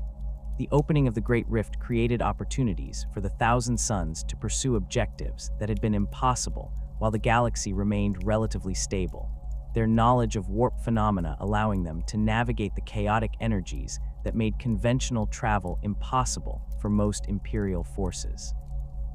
The Legion's post-Rift campaigns have focused on the establishment of permanent strongholds in strategic locations throughout the Imperium Nihilus, their bases serving as launching points for raids into Imperial territory and research facilities for the study of phenomena unique to the Rift's chaotic environment. The Plague Wars saw the Thousand Suns operating in regions where the forces of Nurgle had established significant presence, creating complex three-way conflicts between Imperial defenders, Death Guard invaders, and Thousand Suns raiders.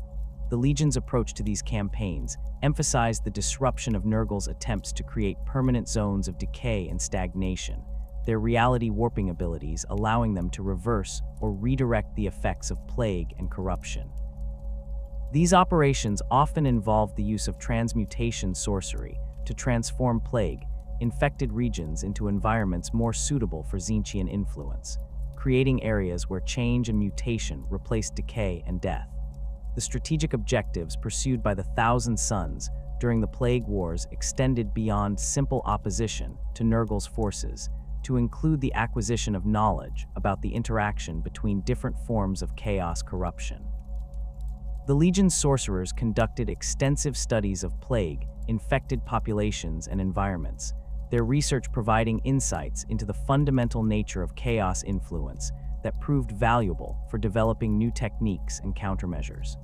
These studies also revealed opportunities for manipulating the conflict between different chaos factions to achieve outcomes that served Tzeentch's broader strategic goals.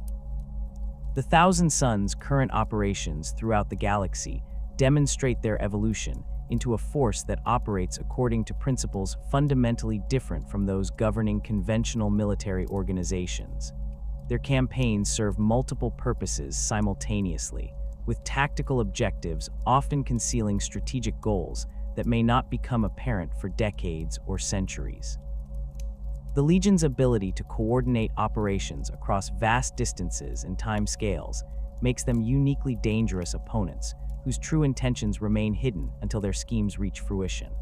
The recruitment and training of new sorcerers from captured psychers and corrupted scholars provides the Thousand Sons with a constantly renewable source of specialized personnel, their numbers no longer limited by the constraints that affect conventional Space Marine chapters. The process of transforming Imperial psychers into Thousand Sons sorcerers involves extensive indoctrination and psychic conditioning that erases their previous loyalties while implanting the knowledge and motivations necessary for service to Magnus and Tzeentch. These new recruits often prove more fanatically devoted than the original Legion members, their corruption having been achieved through careful manipulation rather than the traumatic experiences that shaped the survivors of Prospero. The technological capabilities of the modern Thousand Sons reflect their access to both advanced Imperial systems and exotic technologies developed through sorceress research, creating a unique synthesis of conventional and supernatural capabilities. Their ships incorporate reality warping engines that allow travel through regions of space where conventional warp drives would fail, while their weapon systems can alter the fundamental properties of their targets to achieve effects impossible through normal ballistic or energy weapons. The maintenance and operation of these systems requires personnel with both technical expertise and sorceress ability, creating a warrior scholar class that embodies the Legion's evolution from simple space marines into something entirely new. The opening of the Great Rift fundamentally altered the balance of power throughout the galaxy, creating conditions that have allowed Tzeentch's influence to expand beyond anything previously achieved during the 10 millennia since the Horus Heresy. The massive warp storm that now bisects the galaxy has weakened the barriers between real space and the immaterium across vast regions, creating opportunities for demonic manifestation and sorceress manipulation that were impossible under the previous cosmic order. The Architect of Fate had been positioning his forces and preparing his schemes for precisely such an eventuality, his long-term planning allowing him to exploit the chaos immediately while other powers struggled to adapt to the new reality. The increased demon activity observed throughout both sides of the divided galaxy reflects Tzeentch's enhanced ability to project his influence into real space through the weakened warp barriers. Horrors of Tzeentch now manifest spontaneously in locations where significant psychic events occur, their appearances often coinciding with moments of crucial decision-making by Imperial officials or the discovery of forbidden knowledge by curious scholars. These manifestations rarely involve direct combat, instead focusing on the corruption of key individuals and the manipulation of local events to serve larger strategic purposes. Flamers emerge from the shadows of Forge Worlds, where tech priests conduct research that pushes the boundaries of orthodox doctrine, their mutagenic flames transforming not just flesh, but the fundamental nature of the technologies being developed. Lords of Change have begun appearing on battlefields throughout the Imperium Nihilus with unprecedented frequency, their reality warping abilities allowing them to coordinate multiple operations simultaneously while remaining partially phased out of normal space-time. These greater demons no longer require elaborate summoning rituals to manifest, the weakened barriers allowing them to slip through dimensional cracks created by intense emotional states or psychic disturbances. Their presence on contested worlds creates tactical situations that Imperial commanders struggle to comprehend, as conventional military doctrine proves inadequate against enemies who can alter probability, manipulate causation, and reshape local reality according to their will. The Thousand Sons under Magnus the Red have emerged as one of the most active traitor legions in the post-Rift galaxy, their mastery of warp navigation allowing them to traverse the chaotic energies that block conventional travel for most Imperial forces. The Crimson King has established a network of strongholds throughout the Imperium Nihilus, each serving as both a base of operations and a research facility where his sorcerers study the unique phenomena created by the Great Rift. These installations incorporate architectural elements that exist in multiple dimensions simultaneously, their structures designed to channel and focus the chaotic energies that permeate the region. Magnus's current strategic objectives extend far beyond simple conquest or destruction, encompassing long-term goals that reflect his transformation from loyal Primarch into Demon Prince of Tzeentch. The Crimson King seeks to establish permanent zones of controlled mutation and change throughout Imperial space, regions where the normal laws of physics become malleable and the boundaries between thought and reality break down. These areas serve as testing grounds for advanced sorceress techniques while providing recruitment centers where Imperial citizens can be gradually corrupted and transformed into servants of the Architect of Fate. The planet of the Sorcerers has undergone significant expansion since the Great Rift's opening, with new pyramids and research complexes manifesting to accommodate the Legion's increased activities, and the influx of captured psychers being processed for conversion into Thousand Sun sorcerers. The world's connection to the Crystal Labyrinth has strengthened, allowing more direct communication with Tzeentch himself and providing access to knowledge that was previously beyond the reach of mortal minds. The libraries that cover the planet's surface now contain texts that describe events yet to occur alongside historical records and theoretical treatises, their contents shifting to provide relevant information for whatever research projects currently occupy the Legion's attention.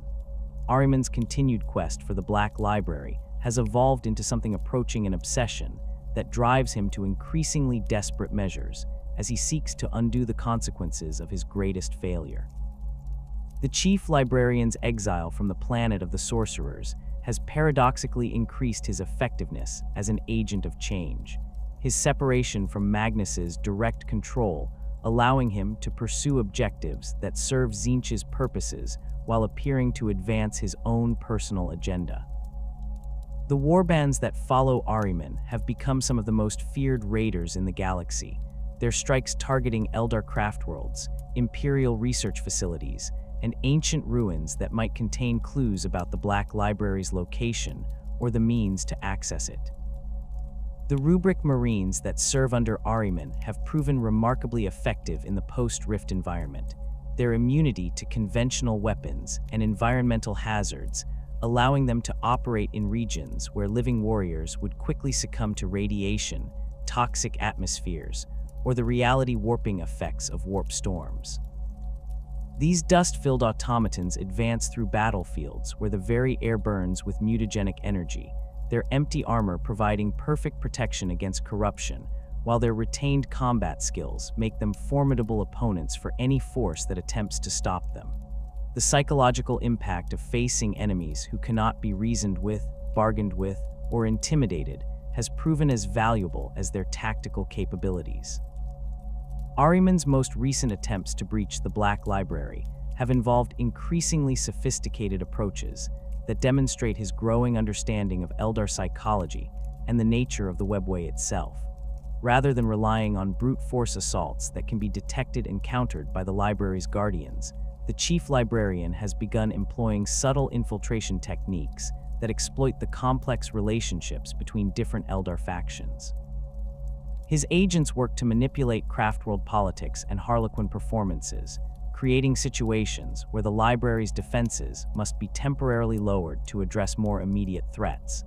The emergence of new Tzeentchian cults throughout the Imperium has accelerated dramatically since the Great Rift's opening, the weakened psychic barriers making it easier for the Architect of Fate's influence to reach potential converts across vast distances. These organizations no longer require the elaborate recruitment and indoctrination processes that characterized pre-Rift cults, as the ambient warp energy, now saturating many regions, creates spontaneous awakenings and revelations that guide individuals towards Tzeentchian worship. Professional associations, academic institutions, and administrative departments find themselves gradually transformed as key members experience visions and insights that redirect their activities toward goals that serve the Architect of Fate's purposes. The technological implications of increased Tzeentchian activity have created particular concerns for the Adeptus Mechanicus, as Forge worlds throughout the galaxy report unprecedented rates of innovation and discovery, accompanied by equally unprecedented rates of catastrophic failure and corruption. Tech priests who once adhered strictly to established patterns now find themselves compelled to experiment with new configurations and theoretical frameworks, their research producing remarkable breakthroughs alongside dangerous anomalies that threaten the stability of entire industrial complexes. The machine cult's traditional emphasis on maintaining ancient knowledge conflicts with the irresistible urge toward innovation that affects increasing numbers of their personnel. The Indomitus Crusade has encountered Tzeentchian forces throughout its advance across the Imperium Nihilus, these engagements revealing new tactical challenges that require constant adaptation of Imperial doctrine and strategy. Primarch Robute Guilliman's forces have faced enemies who can alter the fundamental properties of their weapons and equipment, transform battlefield terrain in real time, and coordinate attacks across multiple dimensions simultaneously. The Ultramarines and their successor chapters have been forced to develop new combat protocols that account for opponents whose capabilities transcend conventional understanding of warfare. The role of Tzeentch in the current galactic conflict extends beyond direct military intervention to encompass the manipulation of information and communication networks that coordinate Imperial responses to various threats. Chaos agents embedded within the Adeptus Administratum have proven particularly effective at creating confusion and misdirection, their alterations to supply requisitions and troop deployment orders creating cascading failures that affect entire campaign theaters. The complexity of Imperial bureaucracy provides numerous opportunities for subtle sabotage that can achieve strategic objectives without requiring direct confrontation with loyalist forces. The Grey Knights have reported a significant increase in demon manifestations requiring their intervention, with Tzeentchian entities accounting for a disproportionate number of these incidents. The chapter's fortress monastery on Titan has been expanded to accommodate additional training facilities and research laboratories dedicated to understanding the new forms of corruption emerging in the post-Rift galaxy. The Grey Knights' traditional methods of combating demonic threats have required modification to address enemies whose reality-warping abilities operate on scales previously thought impossible for manifestations in real space. The Ordo Malleus has established new protocols for investigating suspected Tzeentchian activity, recognizing that conventional investigation techniques prove inadequate when dealing with corruption that can alter evidence, manipulate witnesses, and create false memories in investigators themselves. Inquisitors assigned to these cases now operate in teams designed to provide mutual verification and protection against psychic manipulation, their procedures incorporating multiple redundant checks to ensure that their findings reflect actual events rather than implanted suggestions or altered perceptions. The Eldar response to increased Tzeentchian activity has involved unprecedented cooperation between different craftworlds and Harlequin troops, their combined efforts focused on protecting the Black Library and countering the Architect of Fate's attempts to access forbidden knowledge. Farseer councils throughout the galaxy have reported visions of potential futures where Tzeentch achieves objectives that would fundamentally alter the nature of reality itself.